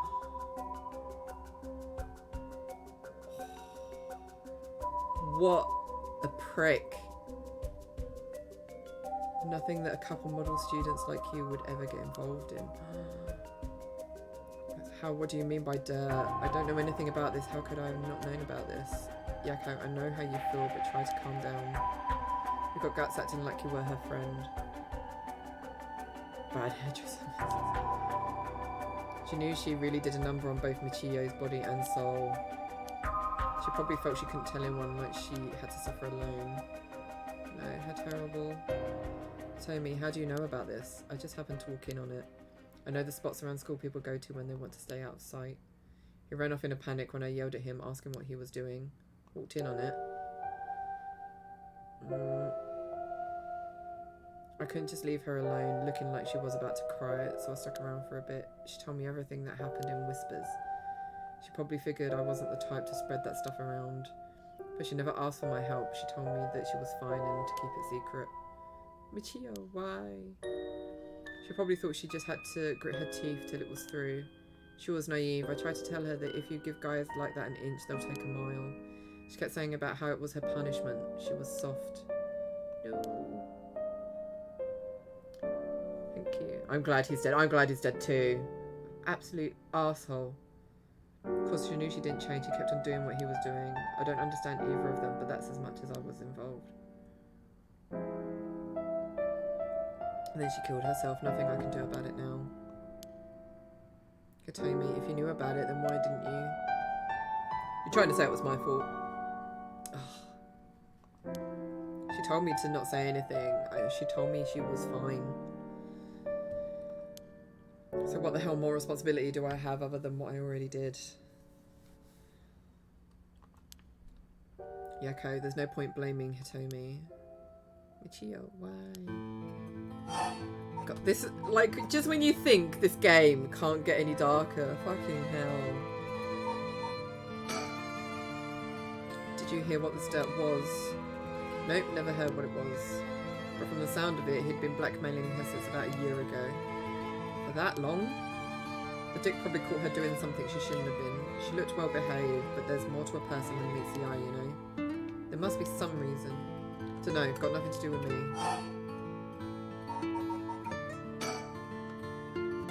So last night, how did it start? Alright. Remember that nosy cop I mentioned who was always on my case? He died at the former Yasuda Gardens a couple of days ago. Yoshimi was his name. He was part of the juvenile division. He didn't look like a cop at all. Real rough guy, but good at looking out for folks, so he was the only one I could talk to. Huh, so there was someone like that with the police. Too bad he ended up dying. Oh, another thing. One time he suddenly introduced his fiancée to me. It was hilarious seeing a big guy like that with a shy little kid all of a sudden. She told me that she was like me when she was my age and that she was on my side. It must have been a terrible loss for her too. Yeah, I do feel a little bad for her when I think about it, how sad she must be. And I saw him at the gardens the night he died. Oh no. Whenever I would get worked up over something, Yoshimi always took me straight to that park. Then he'd listen to whatever it was I was pissed off about. That day he called me over like usual.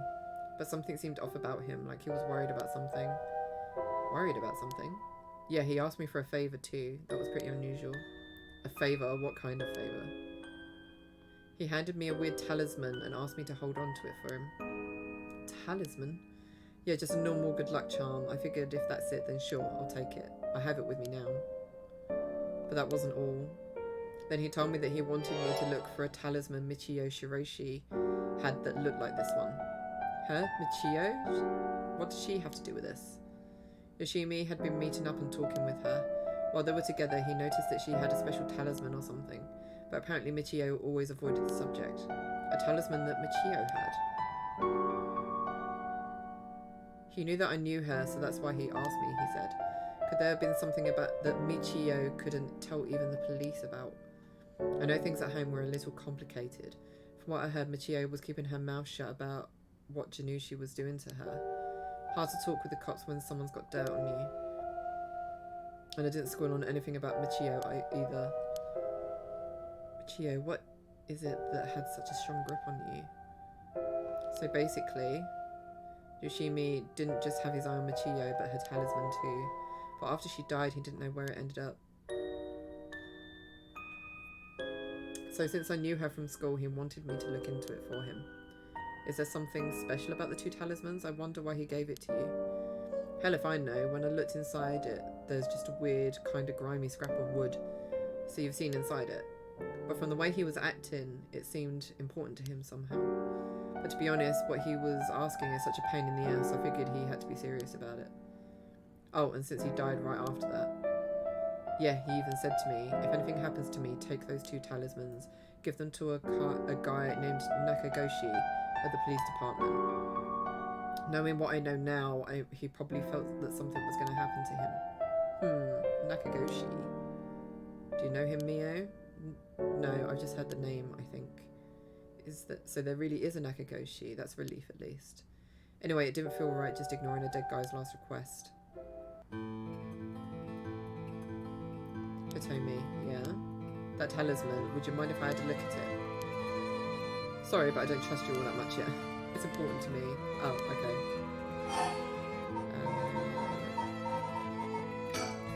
So last night you were looking for the talisman Michio had. Yes. And I figured that piece of garbage teacher would know the most about Michio. I asked him yesterday afternoon if he knew anything about her talisman. He gave me some cryptic response like, I can't talk about it now, come to the school tonight. He even gave me the code to the lock on the back entrance. He seemed pretty willing to give it out, so I wouldn't be surprised if he's used it for secret meetings before. Yuck, I can imagine. Oh my god! This guy's such a fucking creep. We climbed over the front gate to get in. So yeah, we met up in the classroom in the middle of the night, but nothing he said made any sense. Like that I was really Michio and stuff like that. He went on and on about how it was my fault and that if only I hadn't been around or something. He grabbed a hold of me, breathing heavily. Were you okay? Yeah, that's right, when you two showed up. I was able to get away while Janushi was freaking out. Oh my gosh, good thing you got away. So it's really all thanks to you two that I got away.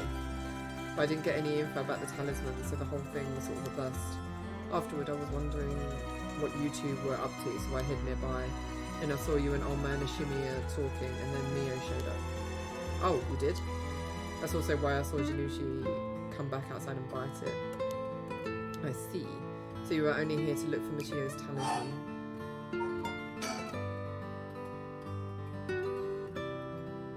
I was dumb to fall for that creep. Janushi is trapped so easy. It could have gone a lot worse, but I lucked out. God, yeah. What you described does sound like Michio killed Mr. Janushi. She did have a reason to hate him after all. No way, you mean that really was her ghost? Like, for real? Those who die bearing strong resentment or regret can occasionally become spirits either bound to a place or roaming freely. However, it'd usually be impossible for them to kill the living. Most don't have that kind of power. But it's possible they could possess someone close to them to act on those lingering regrets. Huh, wonder if that's what happened. Alright, then supporting that what the spirit board said is true and Michio's death was an accident, then she must have had some regrets. If she really hadn't given up on living, that is. I don't think she was the kind of girl who would just give up no matter what the situation. I don't really know, but she didn't seem like she had something tormenting her so much that she'd kill herself. God, this game! And that's all I know. Happy? I still got to look for the talisman. Sure, thank you, Hitomi. Oh, if you do find out anything about Michio's talisman, we'll be sure to let you know. Thanks. How can we get your contact info where we can normally find you? Right, I'm not home most of the time. Usually I'm at my friend's place. Here's the phone number. Thanks, we'll call her if we need to talk with you. And, what is it? You're easier to talk to than I imagined. I was kind of scared at first, but not anymore. Shut up. You were the one avoided me. Anyway, catch you later and don't die out there, okay? Thanks, we'll be careful. I'm loving the story in this, though. It's so dark, but it's just, there's so much to it. Alright then. We've got a lot of new information. Sounds like Mr. Janushi was killed by a curse, just as we thought. Which means there was a curse bearer at the school. Multiple, in fact. Multiple, you think so? Yes, the curse echo we experienced in the school and the one that killed Mr. Janushi seemed to be different. The people in the school at the time, other than us, were... Mr. Janushi, Hitomi, and Old Man Ashimiya, who you ran into. I was thinking it would be among them, but there was one more person. Hitomi saw a girl in a school uniform with braids. From what Hitomi was saying, it doesn't seem like she's one. Mr. Janushi is pretty suspicious, though. If he were a curse bearer, it would certainly explain why he was killed. Right, that's why I say there are multiple. Alright, the person who killed Mr. Janushi would have to be one too, which means it must be either the mysterious girl or Old Man Ashimiya. Yeah, we should certainly be careful of them. That said, the mysterious girl and the fact that Mr. Janushi thought it was Michio that was attacking him has me wondering. Of course, I doubt Michio herself was actually there, but... Oh, I just remembered I also saw Mr. Orochi outside the main gate last night. You did?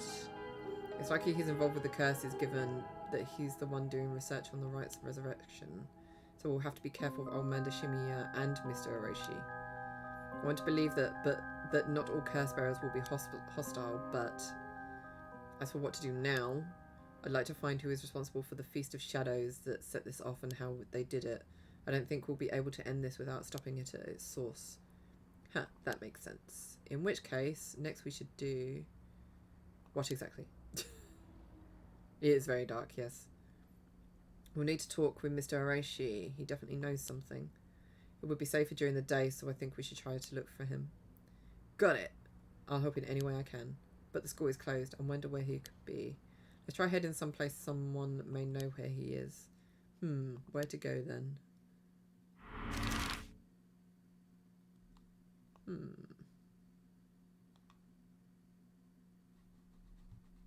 Where do we go? The school.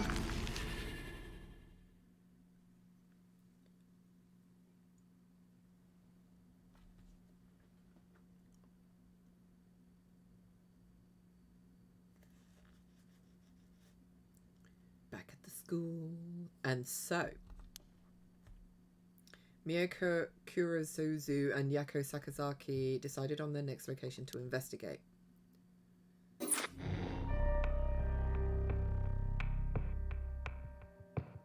So I can't remember if that's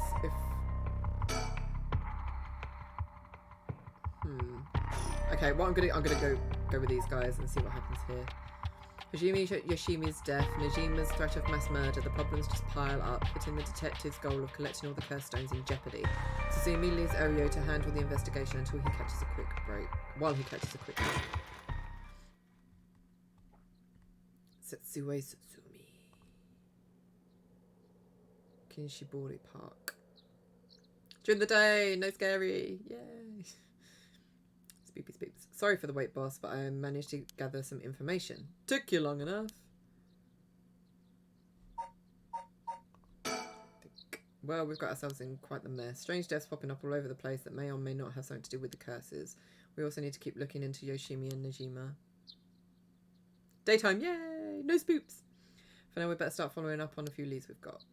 Guess I'd better see what Irio's found out. He's been up all night gathering information. Must be nice to be young and have that kind of energy, but I'm glad to have him on my side. It gave me a chance to rest up. Things at the station were pretty hectic, but I managed to get some info. Let me fill you in. Thanks, the floor's yours. A total of 3 mysterious deaths were confirmed in the area, including the one in this park. So let's start with that one, the young man we found here. He's been identified as Shogo Oki, 25 years old, a regular old office worker who worked around here. He died of asphyxiation due to water in the lungs. He drowned. He drowned in the middle of the park? That's not possible. It's got to be a curse we're dealing with here. About that, boss, isn't this park associated with one of the 7 mysteries too? Yes, it was the Whispering Canal, wasn't it? Yes. That's right, the Whispering Canal. It does seem like there'd be a link between a canal and death by drowning, don't you think? Sharp thinking, Ario. You're starting to get the hang of this. So let's assume they're related. What's next? Before that, the body of a woman was found behind a residential complex in Kamezawa. The victim was identified as Tawako Hayashi, 29 years old. She was an office worker who lived on her own in the area. As for the cause of death, well, yes. The entirety of her body was crushed by some kind of strong external force. I'm putting my desk back to the way it was, and it doesn't look different at all. Oh no, I hate that. Bless you. Go and get yourself some waffles. I think you've earned it. So we've not met this woman, I don't think. No murder weapon was discovered in the area, but considering the way she was found. We're looking for something large, flat and heavy that would have crushed her in one fell swoop. Hang on, are you saying she was stepped on? Meaning,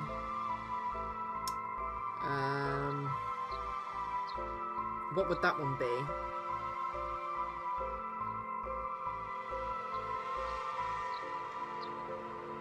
Don't know what that one would be. It's not the clappers, because that's the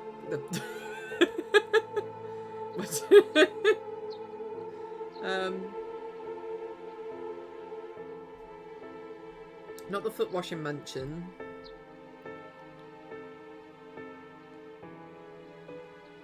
I think the Fool's Procession? No. Pretty sure the curse associated... Oh, okay. Foot washing mansion. The place the body was discovered is also to be related to the 7 mysteries. Then is this Manamagaki's doing? Shit, I knew he'd use it. Judging by the amount of soul dregs, the victim was just a regular person, not a curse bearer. Guess we should report this to Paranormal Affairs. Got it. And as for the 3rd victim, he was identified as Kohei Janushi, 32, a teacher at Kamagata High, who was found in the school's courtyard. Cause of death appears to be external trauma from a fall or heavy blow. The impact crushed his arms and legs. Since he was found in the middle of the courtyard, he couldn't have fallen from the gymnasium or the main building. A teacher dying at school. And not just any school, Kamagata houses one of the 7 mysteries. Think.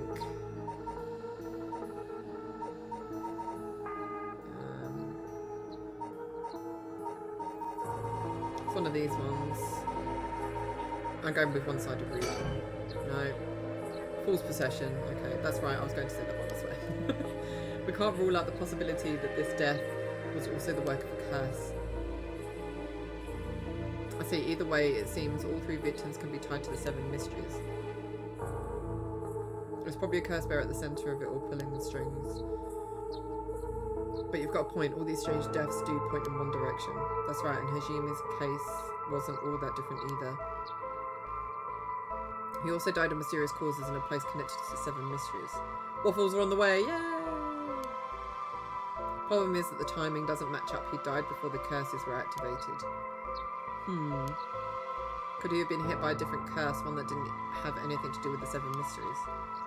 Look at that sack of shit.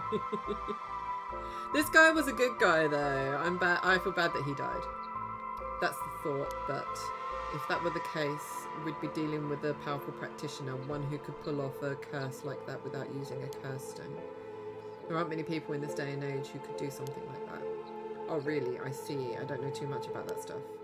I'd be more surprised if you did. Well, looking at these deaths, it seems like many of the curse bearers acted last night, but we can't rule out that there were more killings from which the bodies haven't been found. Yikes, I hadn't thought of that. But there is one silver lining. Judging by my own curse stone, it seems that the curses can't be activated while the sun's out. Oh, that's great news. So basically we're safe during the daytime. Exactly. It's also likely why Najima gave us till dusk. Ah, he must have known the curse stones couldn't be used during the day. Either way, we got till nightfall to settle this. It's time we flashed out the other curse bearers. Aye, aye, boss. Let's do this.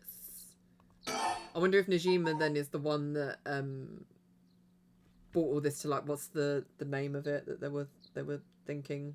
I can't think of the name of it now. That Mio mentioned. At the moment, we only know the identity of 4 curse bearers, you included. Yutaro Namigaki had the foot washing mention, and Hideki Areshi had the ever-burning lantern. We've got both of their curse stones. And then there's Najima, who claims he was the one-sided reed. Yeah, that about sums it up.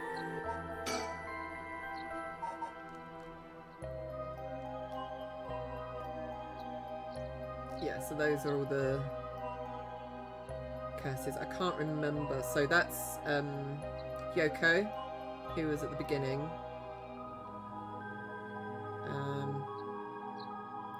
I think Haruwe has the light. I don't know who has Teiko Tsuguru. Back for a few moments. Good to see you. You're angry. Well, soon you can be full of waffle. He came over. Okay.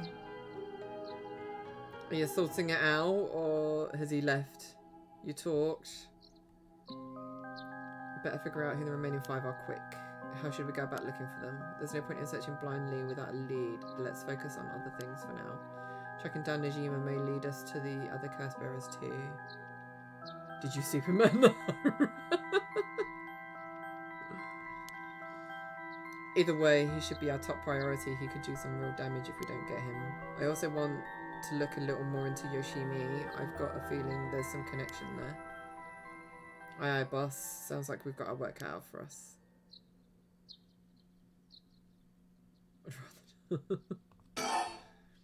Hajime Yoshimi. I asked about Sumida's Community Safety Bureau where Yoshimi was stationed. It seems like he was investigating the apparent suicide of a girl named Michio Shiroshi. Ah yeah, I heard about that. Area was hot. Shame about the pucker. He was trying to determine whether it really was a suicide, looking into the height of the building, the force of the impact, her wounds, all that. He must have suspected some kind of foul play because he ordered a full investigation. But it had already been deemed suicide, and his superiors told him to not go stirring things up. What was the evidence?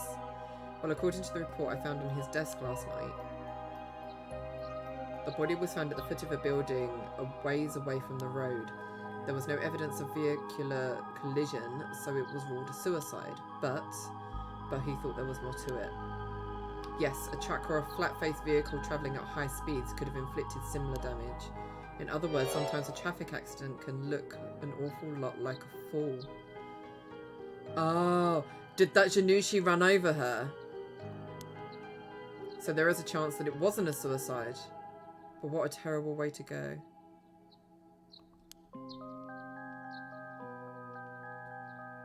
Told him how I felt for all this time. He said how things are with him. Okay. There were no brake marks on the road, meaning it would have been a hit and run.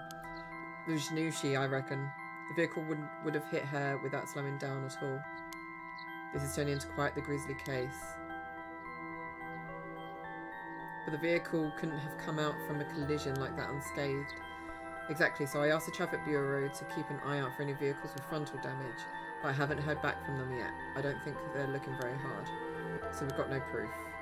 That said, if it was a traffic accident rather than a suicide, it's possible that someone silenced Yoshimi because he was on the verge of discovering the truth. That's true. You think the driver is the one who did him in? Not quite. Yoshimi had already talked to forensics and the Traffic Bureau, right? His death wouldn't have covered things up. You're right on that. So what you want about this guy? He sure did have drive. Oh my god. He acknowledged and apologised how it made me feel. Good. He should. Even if the suicide was a cover-up for a hit and run, it doesn't seem like enough reason to kill a cop. Oh, that's right. I'm related, but I got something else too. I managed to get a hold of Michio Shireishi's address. Yoshimi went there a bunch over the course of his investigation. Might be a good idea for us to drop by too. And we're going to meet her fam. Good thinking. Hopefully that will give us some more leads. Alright, let's move on to the next topic. Okay. Remember the girl Yoshimi met with the day he died? Hitomi Yakuru? Community Safety didn't have any contact information for her on hand, not even an address. Well, they had her parents' information, but when I called they said they hadn't heard from her in a month. Lots of family issues from the sound of it. They even said they didn't want anything to do with her anymore. Blimey. That says she still goes to school once in a while, so we might be able to find her there. Not sure we really have the time for a stakeout right now, but she could be a key witness. Can't we have Community Safety track her down for us? We can ask, but it might be tricky to get it done today. For starters, Kamagata school is closed today. Ah, because the teacher that died. That's right. Alright, but if it's not something we can do today, we may have to forget about it. Let's move on then. I got some information about Yoshimi's fiancée from Community Safety. Her name is Mayo Chisawa, 27 years old. She works as a beautician in the area. Look, I even managed to get a picture of her. She sure is a beauty. But... Hi Nev, how are you? Happy Friday. You have a good week. Welcome to the Spoop Fest. Although it's in the daytime, so we're not really getting much spoops.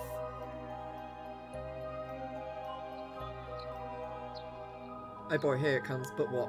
Community Safety hasn't been able to contact her since Yoshimi died, not by phone or at her house. I'm pretty sure she's pretty devastated that her fiancé has died. In other words, no response. Dead silence. There it is. Can't things just be easy for once? Person of interest. Ooh. Mayu is a... They've used Mio and Mayu from bloody Project Zero.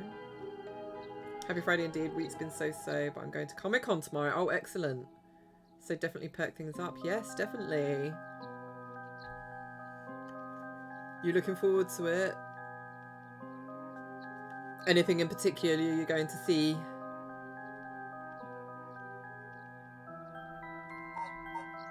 Currently remain unknown. Who else did we look up? There was someone else. I can't remember who it was. It's definitely starting to look suspect. A crime of passion, perhaps? It's fairly common for people to be killed by a lover or a spouse. But Yoshimi was well liked and they'd been together for over 10 years.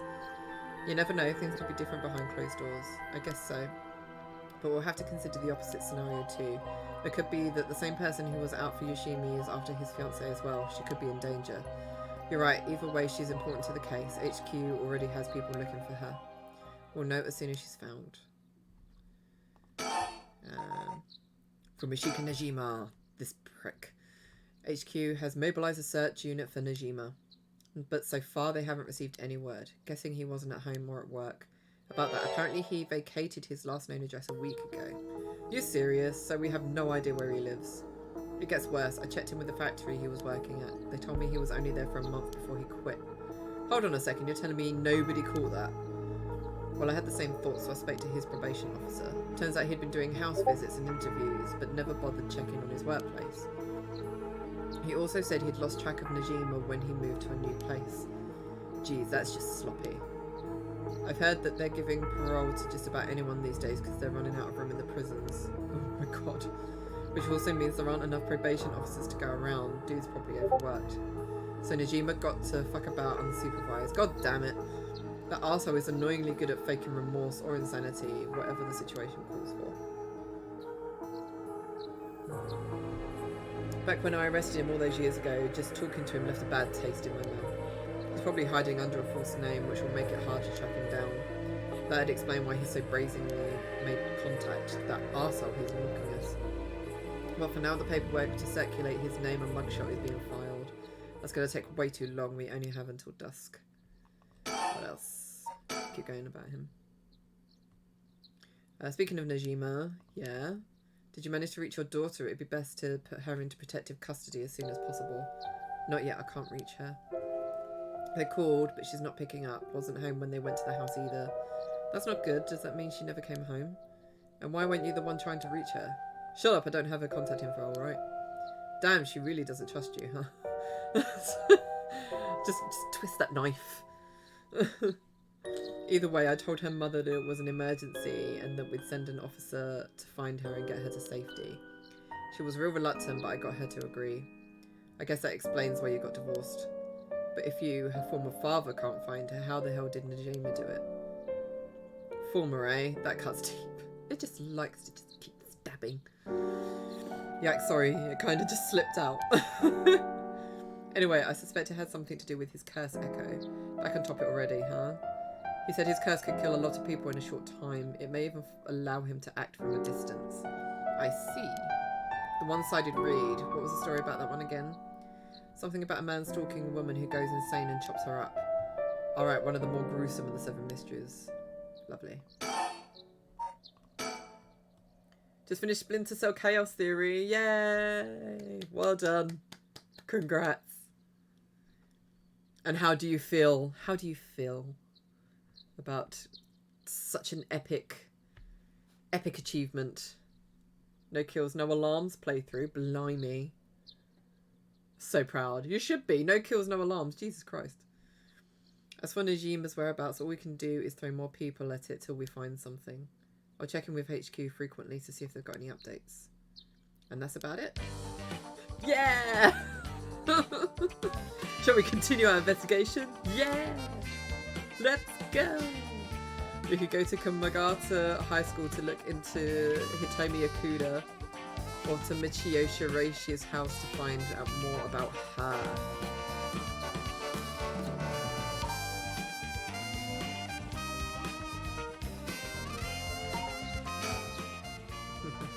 There's a lot we need to do, but not a lot we can do. This ain't looking good. We're gonna run out of time if we don't do something. Gotta keep moving. Gotta keep moving!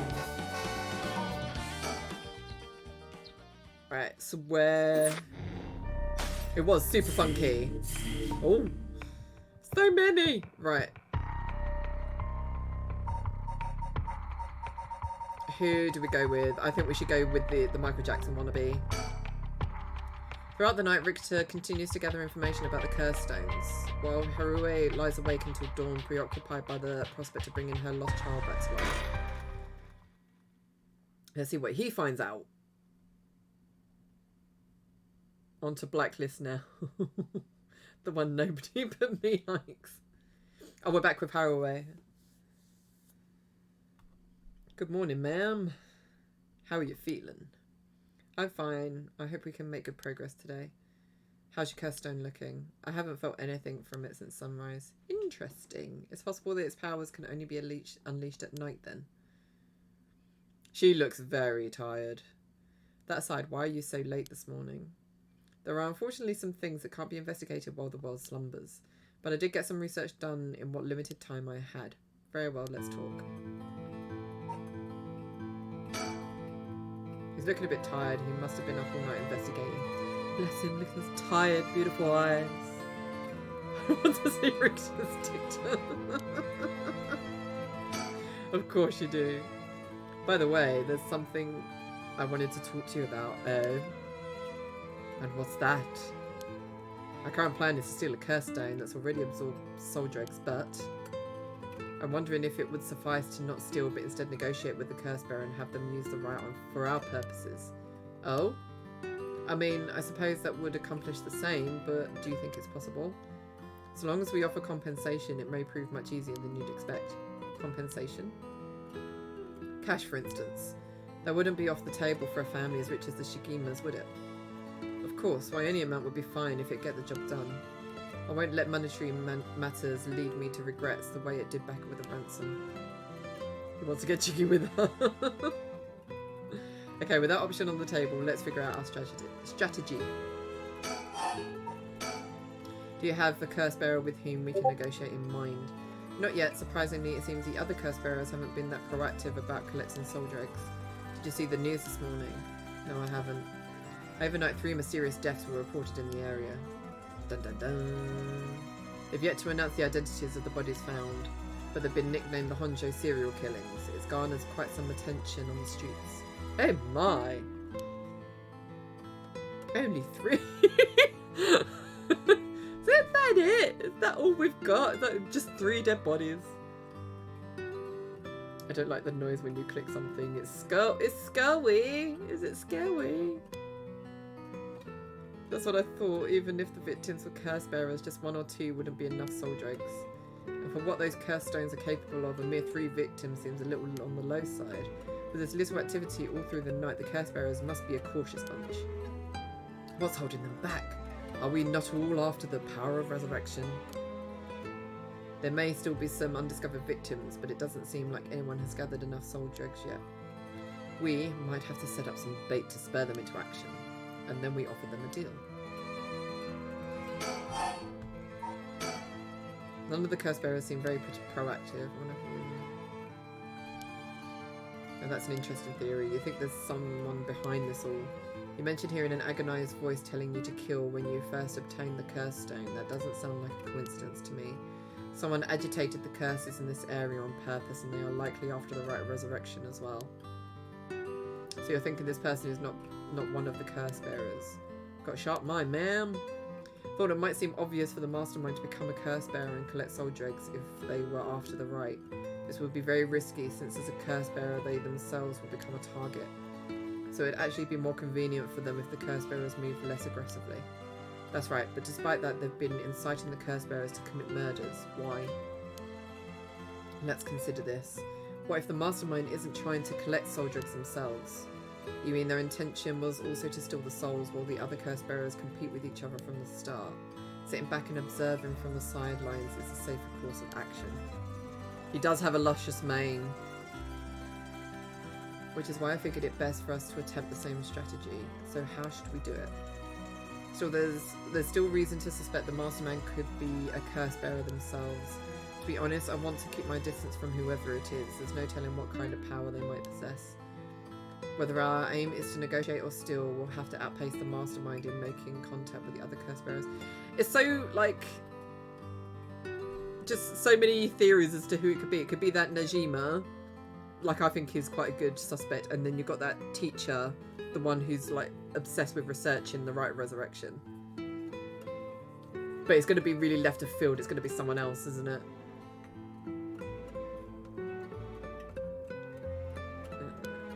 How do you suppose we do so? At this point, all we can do is search. If there's a mastermind inciting the curse bearers to collect soul dregs, can we be sure there even is a rite of resurrection? Look at that pal. Oh, good question. The rite could be nothing but a myth fabricated to spur the curse bearers into action. See, it might be for naught. Do you want to give up, Mum? Never. Understood. After all, we'll never know the truth unless we see it for ourselves. But we'll do it without using the curses ourselves.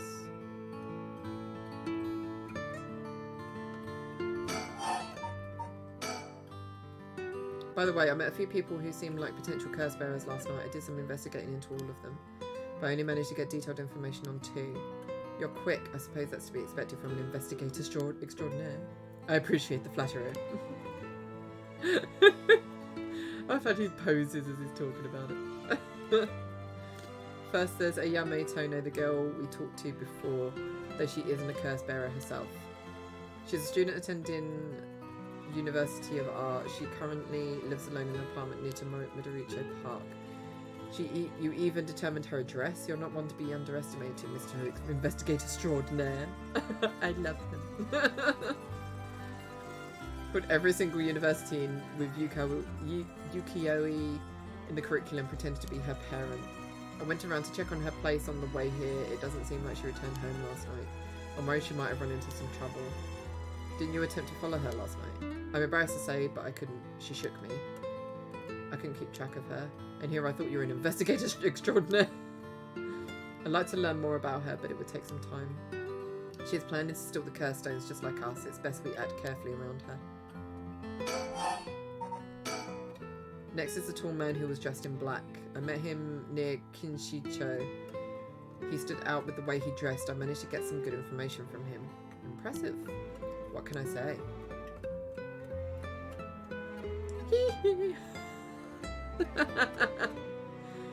He's very swish. You think it's him. I think Richter is the mastermind extraordinaire. Oh! He works as a secretary to Hihaku Soap's chairwoman. I believe his name is Takumi Yamioka. The Hihaku Soap's headquarters and factories are both located in Honjo, correct? Yes, they've been here for a while, but it's only in the past 10 years that the factory has shown significant growth. I remember seeing the chairwoman on the news a few years back. She seemed to be very shrewd. With the increase in sales, I assume she'd want her factories running at full capacity. But with the harsh restrictions against industrial waste, a lot of the factories with older equipment had to be shut down. That's right, even 10 years ago, there were many complaints about chemical plants dumping waste into the river. Most companies back then were more concerned with making profit than protecting the environment. Still are. It's him, Big Dick Richter. Maybe he's trying to con you. Yeah. Wonder what a man working for such a company would have been up to in the middle of the night. On the way here, I stopped by the company's headquarters, but they hadn't started for the day. I should have better luck later. Let's hope you will. Perhaps they're interested in seeing if the riot would be beneficial for their product research into beauty and skincare. Ha, now that's an interesting thought. Still going on the curse bearers. I ran into one more suspicious young man last night. This one seemed to be out collecting soul jugs, right? This is the one I thought it might be. Indeed, I couldn't get a good look at him though, and I couldn't gather enough intel to properly identify him. Well, that's a shame. But I can make an educated guess. Oh? You know that researcher who discovered the ancient text on the Rite of Resurrection? The one that lives near here? His name is Hideki Arashi. That's the guy here. And the man I met... why do I click it before I've read it? Oh my, even he is involved. How awfully suspect. Considering his background, couldn't he be the one who initiated the whole affair? I think it's possible, yes. Which is why I decided to refrain from making contact with him for the time being. Safety first. Understandable. Of course I want to learn more, but this isn't the right time to focus on him. I prefer to ascertain who else is a curse bearer. First I'll return to Hihaku's Soaps to see that man in black. Their headquarters are down on South Warigasui Street. I learned something new about the criminal involved with the kidnapping. It concerns the serial killings. There was a body found at Kamagata High School. The person was identified as a school teacher. His name was Kohei Janushi. Do you think he was a curse bearer? Not sure, it's possible. But regardless, this means the two people who knew the truth about the kidnapping are both dead.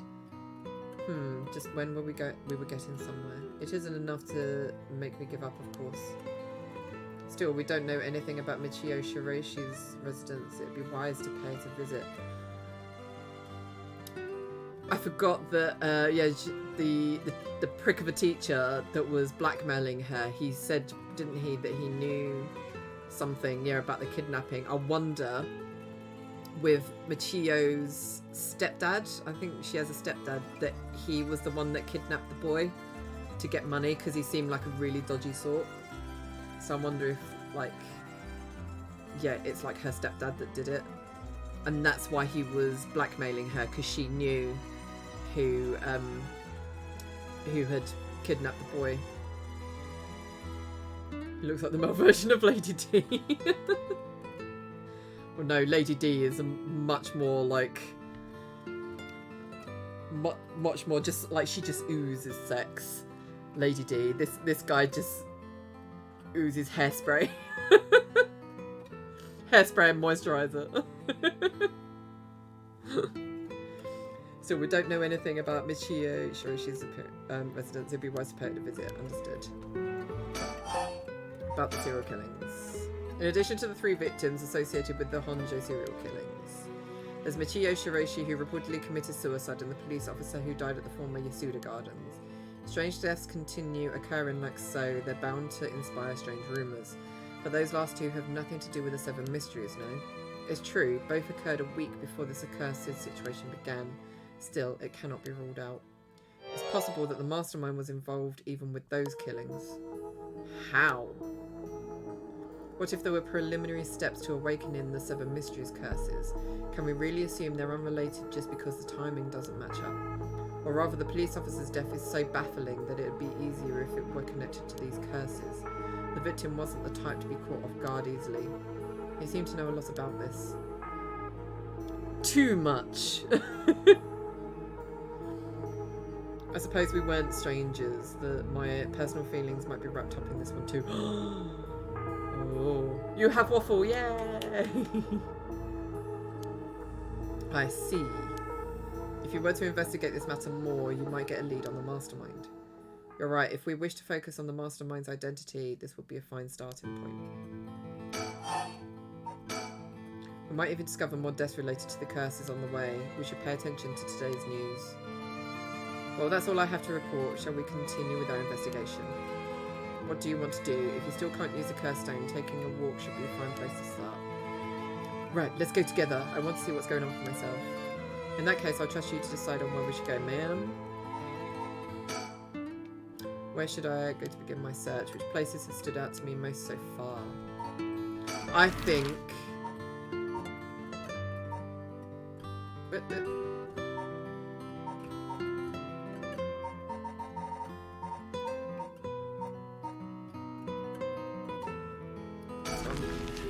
But I think we need to look into like the whole thing with Michio. I can never pronounce that bloody name.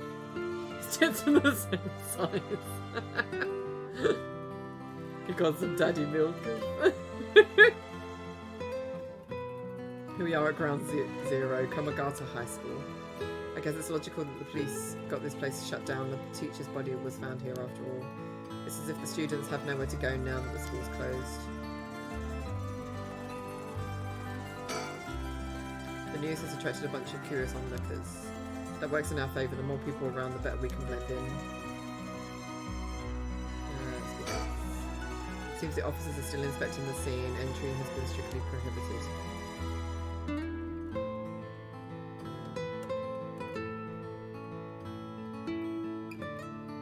Anything else? No. Appears to be wary of these police officers. Maybe the police really do have something against private investigators, just like in those detective novels.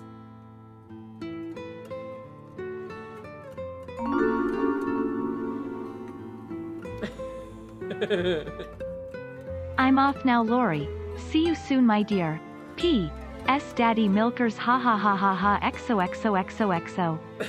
Thank you for the 2 bits, Lee, and have a lovely Friday evening, and hopefully see you soon. Have a great weekend. There's nothing here, so let's do Midoricho Park.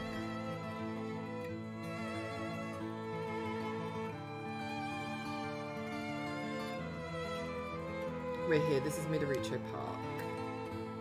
Ayame Tono lives around here. She wasn't in her apartment when I dropped by this morning. I wonder if it's worth checking again. Surroundings. This is connected with the story of the Teiko of Suguru. Not only that, Katsushika Hokusai's home was also in this area. That might be why Ayame chose to live here.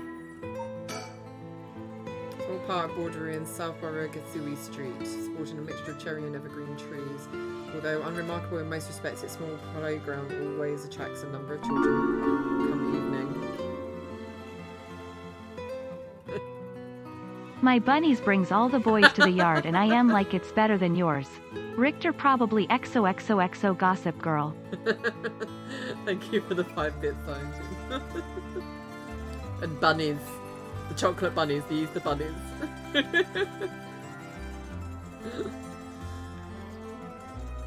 While no trace remains in the modern day, it stands on what was once the site of the Suguru estate. The legendary artist Katsushika Hakase is also believed to have been born in this vicinity. Okay.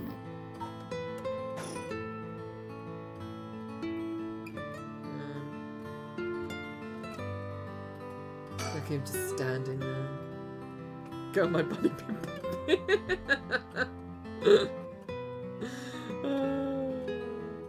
It's always heartwarming to see children playing in the park. Richter seems to like kids, perhaps because they're on the same wavelength.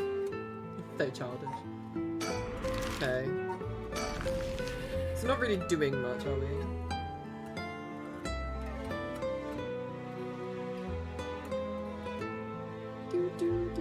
Hihaku Soap's headquarters are on the other side of Southborough Gatsui Street. They were closed when I visited this morning, but it appears things are up and running now.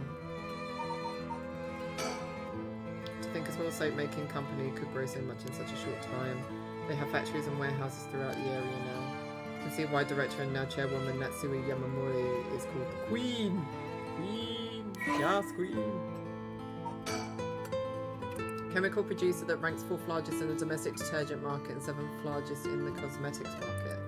From its humble beginnings as a small soap factory established after the war in 1946, founder Natsui Yamamori utilised her feminine perspective and a well-timed economic boon to boldly lead the company into new markets.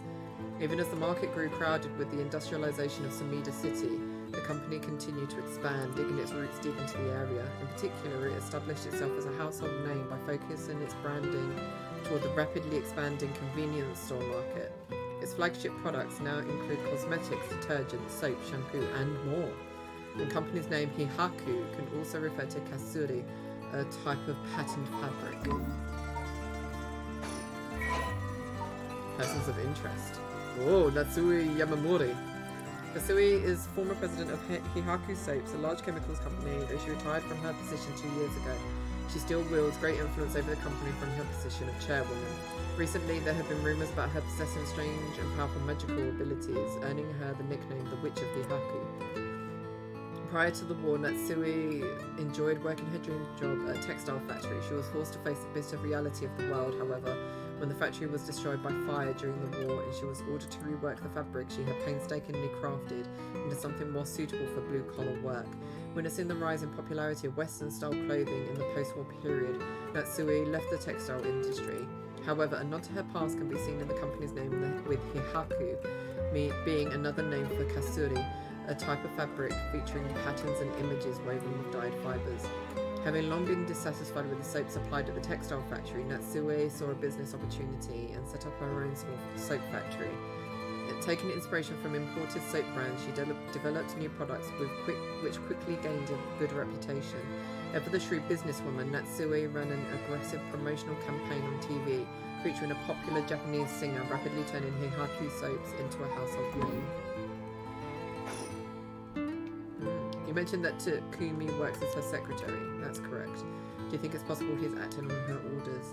That's exactly my thinking. A curse bearer with both money and power could certainly look at resurrection as their next prize. Negotiating with a person of that stature may prove difficult.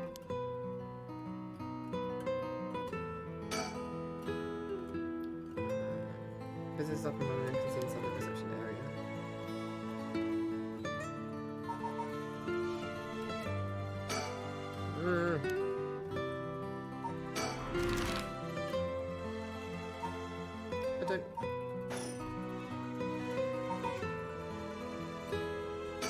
Can I not go in? Back in the Edo period, the canal known as Southborough Gatsui ran through this area, but it's been turned into a major road. It's a bit away from Kinshicho Station or Ryogoku Station, though it's still considered a nice area. Stories of the ever-burning lantern and the foot-washing mansion both took place around here. One of the bodies discovered this morning was found by this road as well. It's quite a lively area. I suppose you could call it somewhat of a city centre.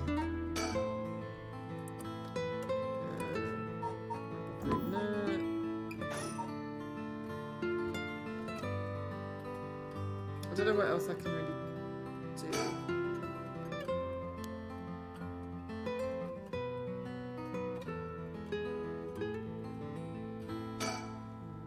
Tells me he barely slept last night and yet he seems to be bringing with energy. Was I too that resilient at his age? Perhaps it's what sets apart a detective from the rest. There we go. So an influential person at Hihaku says is potentially a curse bearer. Richter proposed we use money to negotiate for the curse stones, but we could hardly outbid a large corporation if it came down to it. He's probably on a lot of cocaine, this is very true.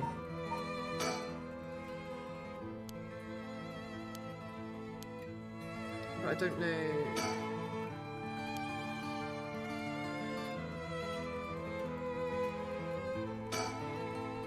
It won't let me move.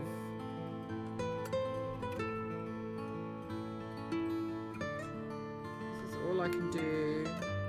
Ah, talk. There we go. First I need to confirm whether Takumi is the man I ran into last night. Then I'll be able to determine if he's a curse bearer. It'll be better if I go inside the headquarters alone. You should walk around, visit a cafe or some for some tea, perhaps. Okay.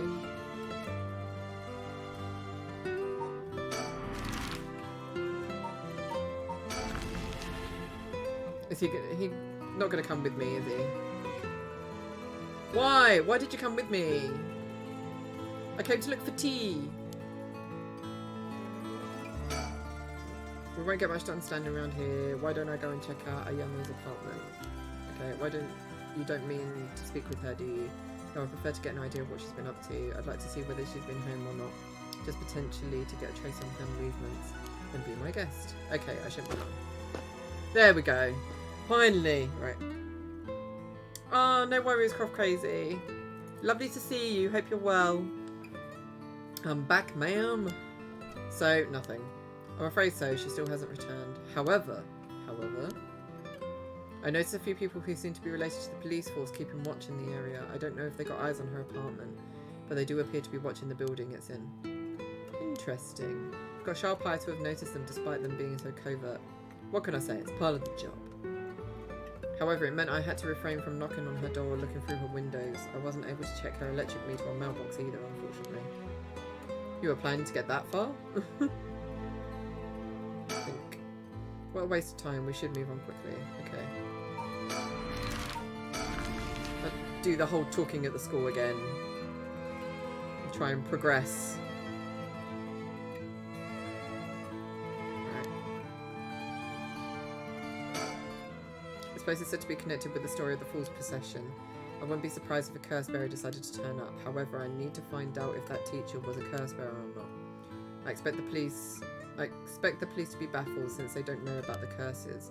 I can ask around to see what the students have to say. Inquire. Alright, I'll go ask the students about Michio.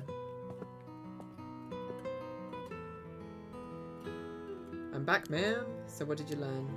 At school, kids sure love a good rumour. I was practically drowning in stories about Mr. Janushi and Michio, most of which seemed dubious at best. Not surprising. Most of what I heard was hardly worth a second thought. But there was one story that caught my attention. Oh? Some believe that Michio is the one who killed Mr. Janushi. Really? The story's got two pieces of evidence to back it up. One of them wasn't news to me. Apparently he's been mumbling that Michio was going to kill him for some days now.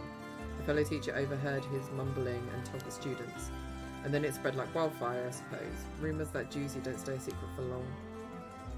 As for the other piece of evidence, a pigtailed girl in her school uniform was seen around the school late last night. Go on. Although numerous people claim to have seen the girl, not one of them saw her face. Some are proposing it was Michio brought back to life or that it was her vengeful spirit. But it's not like Michio's the only high school girl to wear pigtails. This rumour might have been made up to fan the flames. But if it were true, I'd want to get hold of her in order to hear her side of the kidnapping. If she's alive, that'd be ideal. There's still one more thing I should mention. I discovered when Michio lived, a student had a list of student addresses on hand. That's an amazing find. I believe all of the students actually have a copy of said list. It truly worries me how easy it was to obtain what should be confidential information. That is very worrying. Imagine what would happen if the information got into the wrong hands. Well, so far it hasn't, no? Sure, let's hope it stays that way. In the meantime, it's now possible for us to visit Michio Shireishi's house. Finally, progress! Let's move to her house. Where is it? There.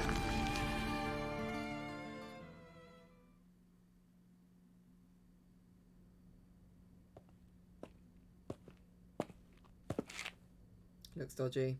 How did it go? Went to visit Michio Shireishi's family home, however. No one seemed to be there. I got no answer at the door and all the lights were out. It seems to have been empty for a while now. There was a stack of newspapers up front. Social connections run deep in working class areas like this place, so I decided to talk to the locals. I met a few nice old ladies who were kind enough to give me the scoop. Turns out the Shireishi's reputation really went down the dumps this past year. Is that so? I'll give you the quick summary. They moved here about 3 years ago. Their previous residence was in a better part of town. Michio's father died in a car accident, leaving behind just the two of them. Michio's mum, Toshiko, now a single mother, relocated her. At first they got along with their neighbours, many of which were in similar situations, helping and being helped in return. So far so good. What happened? Well, as I said, their reputation began to go downhill about a year ago. A man recognised as Toshiko's common-law husband had moved into their household. His name was apparently Kankichiro Iwai. Neighbourhood gossip is something else. Somehow everyone knew his name. So what of this Iwai character? He was apparently a vulgar fellow with a criminal record. He was prone to violent outbursts, and neighbours often heard screams and shouting coming from the home. The neighbours took particular notice of Toshiko's screams, pleading with him to not hit Michio. That's terrible. As if that wasn't unsettling enough, every night the neighbours also began to hear an eerie chanting. Through this, the Shireishi's standing in the neighbourhood plummeted rapidly. Toshiko was often seen covered in bruises and wounds. She stopped responding to her neighbours. She would just turn the other way when greeted. They kept their storm shutters closed even during the day and effectively shut themselves away from the entire community. That sounds horrible. Why didn't the police step in and do something? Unfortunately, under our current laws, the police aren't allowed to get involved with domestic disputes. Seriously. That's awful. And then Michio reportedly killed herself. Things only got worse with Iwai, and Toshiko was admitted to the hospital for physical and mental abuse. Ever since, Iwai hasn't returned to the home. Many locals expressed sympathy for Michio's circumstances, but just as many were fed up with the Shireishis entirely and seemed relieved that things finally quieted down again. It seems that they were still considered outsiders even after 3 years of living here. I don't understand it. Why would Toshiko have gotten involved with such a brutish good-for-nothing in the first place? I've heard many stories where one partner's personality does a complete turn after entering a relationship. After her first husband's death, Toshiko's financial situation had also taken a turn for the worse. She was determined to send her daughter to a good high school. It's possible she fell victim to sweet promises. Life can be tough, I suppose. You don't seem moved by the story, man. That's fine. People have all kinds of stories. He looks like a dick. No one called the police or anything. No, they clearly don't have much faith in the police, do they? Why are all the men in this arseholes? Is it the common-law husband of Michio Shireishi's mother, Toshiko Shiraishi. Kankichiro started coming and going from the Shireishi household a little over a year ago. It seems he has served some time in prison, but the details are unknown. Yeah, I think he kidnapped Harue's son. Does it actually, if we look at Harue, where is she? Let's see. About a year ago. And he came... When did he come into their lives? Where's his name gone?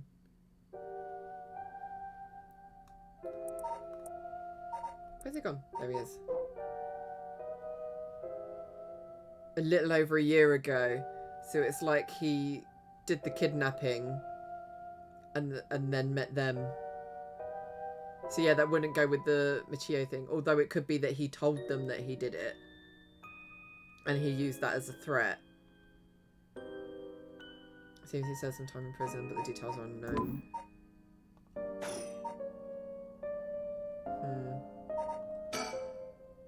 The Shirashis were dealt a tough hand. I can't imagine what it was like. Could it be the girl was forced by her circumstances to take part in the kidnapping? The Shirashis certainly hadn't lucked out with theirs, bringing such a violent man into it. What? Yeah. That's all we got. It's a bit quieter over here. It is a residential area after all. All these rundown row houses really scream working class, don't they?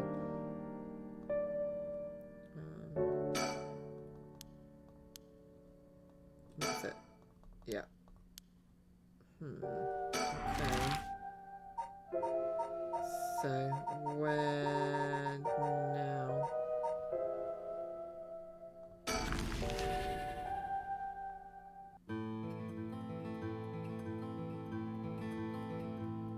You're right, Bex.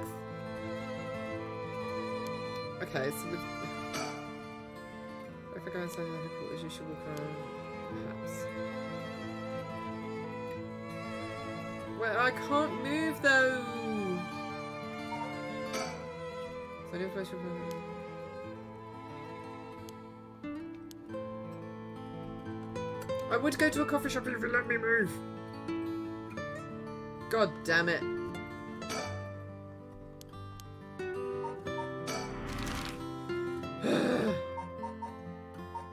So annoying. Like, I can't do anything. I'm stuck as to how I can move on. I want to progress before I end the stream, and I just can't think of where I need to go.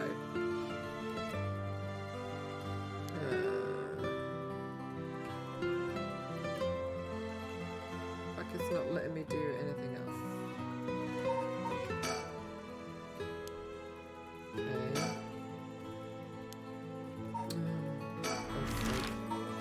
Go back to the school. Unless I just, like, this is it on their part and I have to go...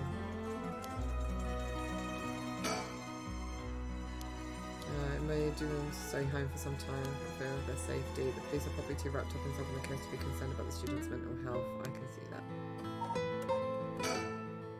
They're all dressed up for school. In another world, I might have had the chance to see my son in uniform too.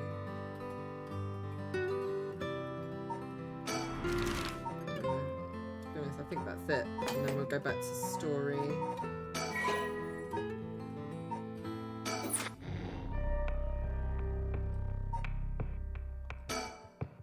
Let's see if I can get this one completed quick. Oh my god.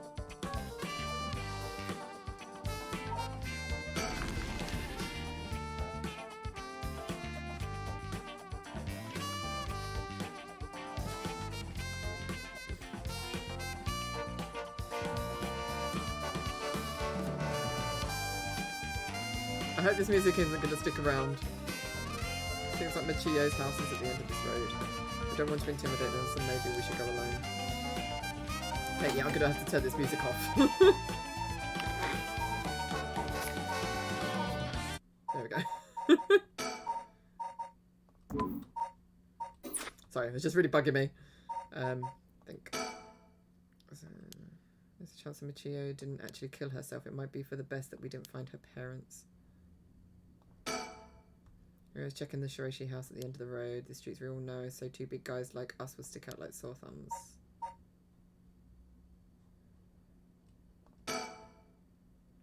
Alright, I'll go check the house. Music really unbalanced. Yeah, that's why I thought I'd turn it off. Oh, there we go. It's back. Oh, you're back. No luck, boss. No one home. Doesn't look like it. I knocked for a while, but nobody came to the door. I glanced in the windows, but there was no sign of activity inside either. And I saw about 3 newspapers stuffed into their mailbox. Surroundings. The houses are really crammed together in these narrow alleyways. Strangers like us walking through definitely stand out. Really feels like old Tokyo.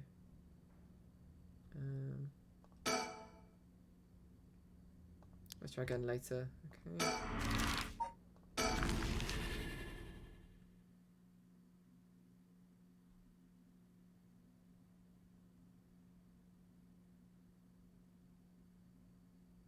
Oh. It's Mio. Here we are, Kamagata High. Classes are suspended for the day, so the students are just kind of wandering around aimlessly. There. That's... Yeah, he'll know her because she works for them. Boss, what is it? You want to talk to those girls? I do. Yeah, I do. This is divine intervention. We were brought here for a reason. Come on, Ario. What?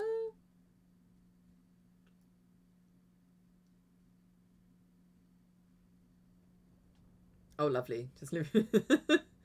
Hey, aren't you? You must be that high schooler skirting the child labour laws I've heard so much about. Say that again. Sorry about that, he's with me. Mr. Tsutsumi, if that's how you feel, maybe you should look into improving my working conditions. What up? Spring baked britches! Yeah, you off now for a week or two? How you doing? I'm assuming you're happy now, Norsk. You sexy bitch. How are you, my lovely? I prefer not to work for free, to be honest. 1 week excited. Yeah. Excellent. Anything planned or you're just going to sleep? Just sleep. Don't you worry about that. If you help us out, you can have whatever you want. Boss's treat. Wait. Really? Thank you so much. I've always wanted to go to a fancy sushi place. Oh yeah, like one of those places in Ginza. I've never been. Let's go. Might go to Disneyland for a day. Ah, you got to post pictures if you do. Lucky. We got ourselves a deal, right, boss? The girls are at our service. Hold on now. What just happened? I never said sushi. Looking forward to it, boss. Wait, since when were you included? Haha, you guys are funny. You should do stand-up. Talk. So how much have you been able to figure out? Well, I know what happened around midnight last night. Someone invoked the Feast of Shadows, which boosts the power of curses, then brought forth the 7 mysteries of Honjo. That allows even those who do not have the power to cast curses to gather soul dregs for the rite of resurrection. At least that's my hypothesis. Back with the papa, you had a walk and a think. Hello? Sounds about right so far. As I'm sure you know, there are actually 9 mysteries, not 7. When the Feast of Shadows was cast, the cursed stones appeared before those who wanted the right at the locales of the seven mysteries. A brief one. Okay. We've managed to gather 3 cursed stones so far, including the one I got first, the Evergreen Beach. You got 3 already? Wow. We have the cursed stone of the Fool's Procession. Well, Yako, the girl standing behind me, does. That's me, girl. Yako, the girl standing behind me. She does? Is she alright? We could take it off your hands. Well, the Feast of Shadows has no effect during the day, and there's still something I want to find out. Alright, I'll leave the Fool's Procession with you two then. Thank you. Please keep collecting the other cursed stones. I'll be looking for a way to stop the Feast of Shadows. Okay, got it. That should make things go more smoothly. What about the other cursed bearers? Have you run into any of them? Well, last night at school. You were here last night? Yes, you see. Huh? You two were using a spirit board? That's so cool. So that's when you ran into the curse echo. I'm glad you survived the encounter. Somehow we managed to get away without accidentally setting it off. The curse echo we saw took the shape of a woman missing an arm and a leg. What? A woman missing an arm and a leg? That's one-sided read. The one-sided read. This is bad. What's so bad about that one? You idiot. Think the curse bearer of the one-sided read is Fumishika Nejima. He admitted it himself. That's his curse. Oh, that's right. Wait, but if that's the case, Nejima might have been here last night. Well, what? I mean, it's possible he was lying to us, but what? Who's Nejima? No clue. Apart Tomashika Najima. So Najima is trying to take advantage of the Feast of Shadows for his own nefarious purposes. Huh? He said he's going to massacre the city at sundown today? And he's trying to get to your daughter too? That's why we've been trying to find him, but to no avail. Honestly, this information has been the most useful we've gotten so far. So just to be sure, could you tell me who else was at the school last night? Well, as far as we know, there was Mr. Janushi and one of our classmates, Hitomi. Don't forget old man Eshimiya. Wait, Hitomi? Do you mean Hitomi Akuda, second year student? Well, yes. Why? Boss. So she was here last night. I saw Hitomi earlier though, and she didn't seem like a curse bearer to me. You did? Did you talk to her? Yes. Would you mind if we asked you a few questions about that?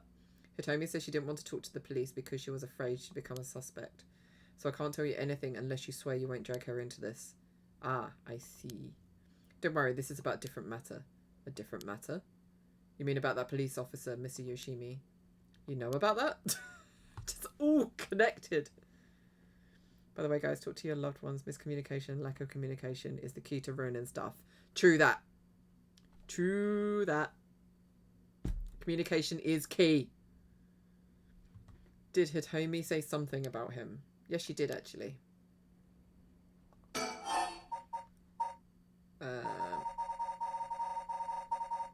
Let's talk about Hitomi. Hitomi did say that Mr. Yoshimi entrusted her with something.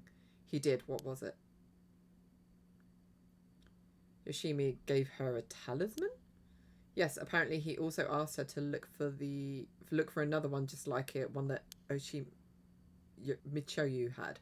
What kind of talismans could they be, boss? Doesn't ring a bell. But if Yoshimi was talking about them with his dying breath, they must have been pretty important. If that imbecile spoke to me earlier, we've had no crisis whatsoever. Yes. Did they find a talisman on Michio where her body was found? I'll check, but if they did, Yoshimi would have had plenty of time to retrieve it before he died. Right. Would you consider giving us Hitomi's contact information? I'd like to talk to her about this talisman. I'm not sure. She never opened up to anyone except Mr. Yoshimi. I'm no good, huh? I was friends with Yoshimi, though. You don't seem like too bad of a guy. Not all that scary for a cop. But I doubt that will be enough for her. She really doesn't want to end up becoming a suspect. To be honest, she was even worried about us. Well then. Do you think she'd talk to Yoshimi's fiancé? Haven't they met before? Oh, they have. She told us about that. Yes, she might be willing to talk to her. Alright, then we better find her fast. You haven't been able to reach her? That's a little worrying.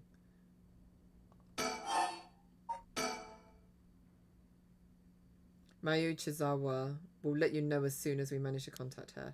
Okay, I'll be willing to give Hitomi's contact information to her. Alright, one more thing. Hitomi told me that Mr. Yoshimi gave her instructions in the event that something happened to him. He told her to give the talisman to Mr. Nakagoshi from the police headquarters. What? So it was Nakagoshi's case? Why would Yoshimi tell her that? Could you check on that? I will, but, well, I don't know if they'll pick up when I call. Is he with the Paranormal Affairs Bureau? Well, yes, Nakagoshi is the chief, but he's almost never in, so I don't really know the guy. To be honest, I'm not even sure if he exists or if he's just a figurehead. I've never spoken to him myself. All the Paranormal Affairs cases are referred to as Nakagoshi cases. Jeez, what's up with that? More about her. That amulet Hitomi was looking for may be the missing puzzle piece to this mystery. So that's done. Najima. If we're talking about people who were at school last night, there was one more person, though I'm not too clear on the details. There was someone else. Apparently Hitomi actually saw Mr. Janushi getting cursed and killed last night. What? Talk about some vital information. What she said happened was... Michio was the one who killed Mr. Janushi?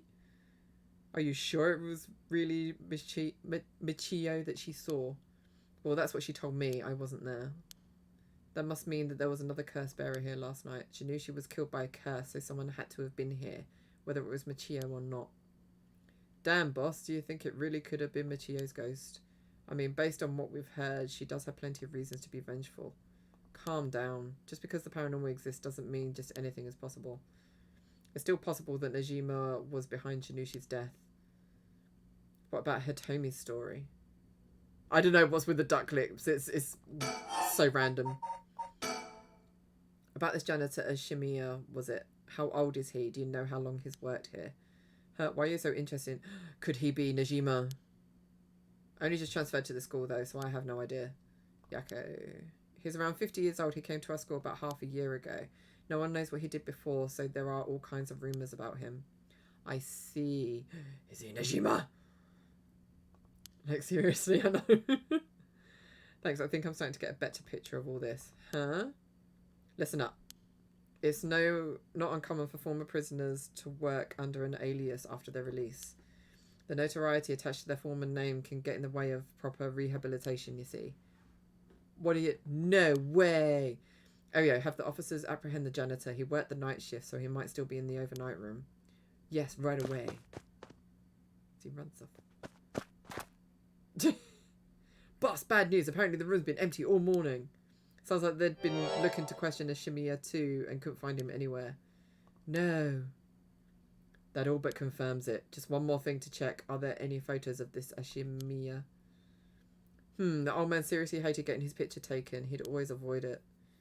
Ario, call an urgent search for Makoto Ashimiya. We can't let him get away. Yes, sir. I'll contact HQ right away. Keep talking. Oh my, I didn't expect this at all. Yeah, how could that old man have been some horrible criminal mastermind? I can't believe it. And a curse bearer on top of that. To think he was so close to us this whole time. Ugh, it gives me the chills. A guy like that really shouldn't have been allowed to work at a high school.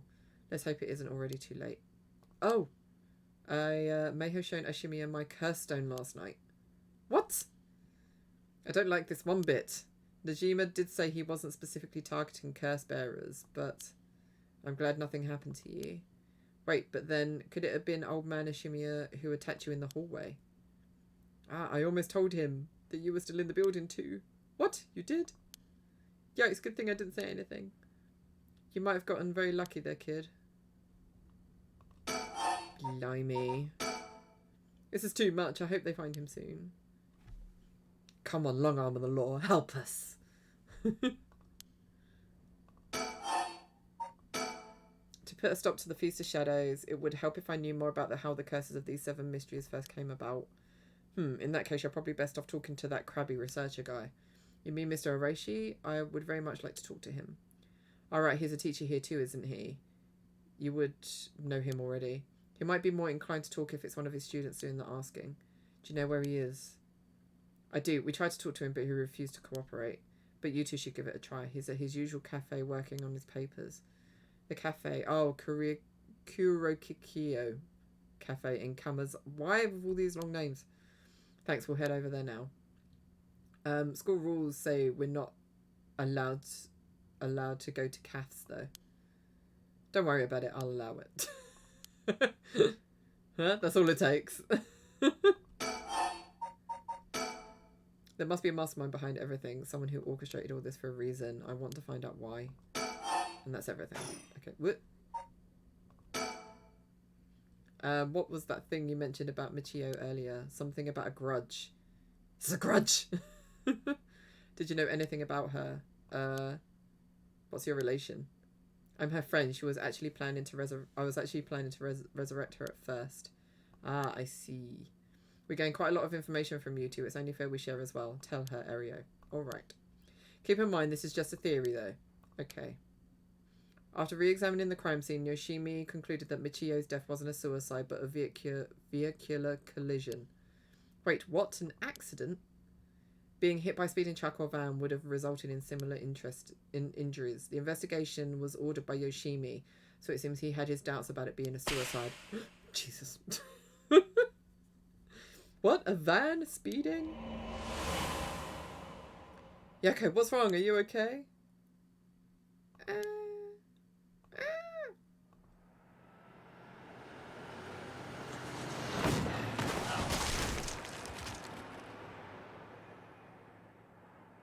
A van. There's a young man in the driver's seat, in the passenger seat. A woman? Huh? Yes? Wait, what was I... Are you back now? How do you feel? You're covered in sweat.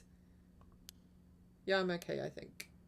Sorry, I went a little crazy there. It's no problem, as long as you're okay. That was quite the surprise, though. Yoshimi talked to you about Michio, didn't he? Well, he didn't give any specifics, if you're wondering about that. So I don't know what was truly in Michio's mind either. Right. Do you have any idea why Janushi was so scared of Michio? Well, about that.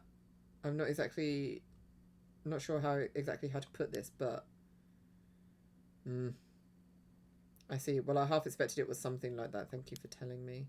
Sorry, it's hard to explain. I wonder what he got his hands on to be able to blackmail her like that. Michio, what happened? Okay, I think that's... Janushi was almost definitely killed by a curse, but I wonder about the exact cause of death.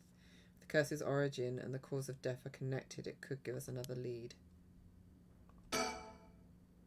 Forensics is still investigating the area. I didn't really want to bring these kids to a place like this, but there were too many onlookers outside for us to speak comfortably. Besides, it would be good to have Mio look around the scene too. This is one hell of a coincidence, huh? That this random girl you know is already involved with the case. How can I still talk to her, but she's just... Oh, no, I wanted that. So this is Yakusaki. She was with Mio. Could she be a friend? Did Mio finally make a friend? She did. It would do this old man's heart good. Ah, but I better not say that out loud. Don't want to make her look bad. Mio Kurosozu. She's like a disciple of the Paranormal Affairs chief. I've heard that she helps out with investigations free of charge under the guise of training. Although she's my old boss's protege, she helped me plenty while I was in Paranormal Affairs. She may look meek, but she's got strong spirit sense, sharp instincts and courage, plus quite the brain to back it all up. That said, I can't help but think there's some kind of darkness following her around. And I don't really think there's anything else. It's usually easier to let Oreo do the talking when it comes to the young people, but we only have a day. It'll be quicker if I take the reins this time. We did manage to win them over with the promise of food. Let's see how this pans out. Oh, scene of the crime. There we go. What's that rope all about? It indicates where Janushi's body was found. They've moved his body, but this way we still have an idea of how it was found. Yikes, that's a little gross. You can even see how his arms and legs are all... Ugh. Call it, Ariel, you're scaring her. This kind of stuff is a little much for a kid. Hey, I'm pretty sure she only asked because you were staring at it so intently. Alright, that's enough, Mio. What do you think? I knew it the second I looked at the scene. You're right. Traces of a curse still linger here. I figured as much. Does it mean Janushi was killed by one of the curses of the 7 mysteries? Yes, a strong curse like that always leaves behind a trace. Wow, Mio, you're so calm. Are you used to this kind of thing? I wouldn't say I'm used to it. It just comes with the experience, I guess. No, I've heard some stories about you. Oh, that's nice. Didn't you investigate a gruesome scene where someone had been killed by a paranormal attack without even breaking a sweat? Stop it, Mrs. Suzumi. She's going to get the wrong idea. Whoa, that's amazing. Mio, you're a professional. You think? Totally, you're cool even in the face of death. That's awesome. When you put it like that, I'm not sure how awesome it is. Hey, boss, forensics is calling. I'll go see what they have to say. Sure, thanks. Boss, they found this on the ground a short distance away from the scene. What is that? A ribbon. Yeah, the kind you used to tie up your hair. What? I've seen that ribbon before. You have? Go on then. That's the ribbon that Michio always used to wear. What? Doesn't that mean that Michio was here? Are you sure? Definitely, I have the same one at home. We bought them together. That has to be hers. Then did she come back to life somehow? But how?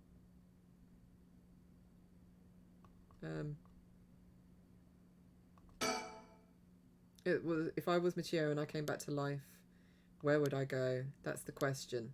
She got her revenge on Janushi, but she may have more revenge to dish out. Is there anyone else she'd have grudge against? Well, what about the guy who killed her in the collision? If she really did come back to life, then it's terribly sad that she's spending her new chance at life like this. Being obsessed with revenge is such a tragic way to live.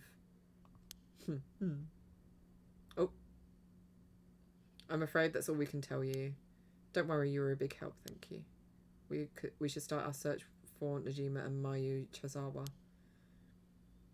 It might be worth it to check Michio's house as well, just in case. Let's use the school as our base of operations. If anything happens, go to one of the officers hanging around here. Got it, thank you, and good luck. We'll go talk to Mr. Orochi about a way to lift this curse. Alright, boss, let's get going whenever you're ready. Okay, I think I'm gonna have to end it.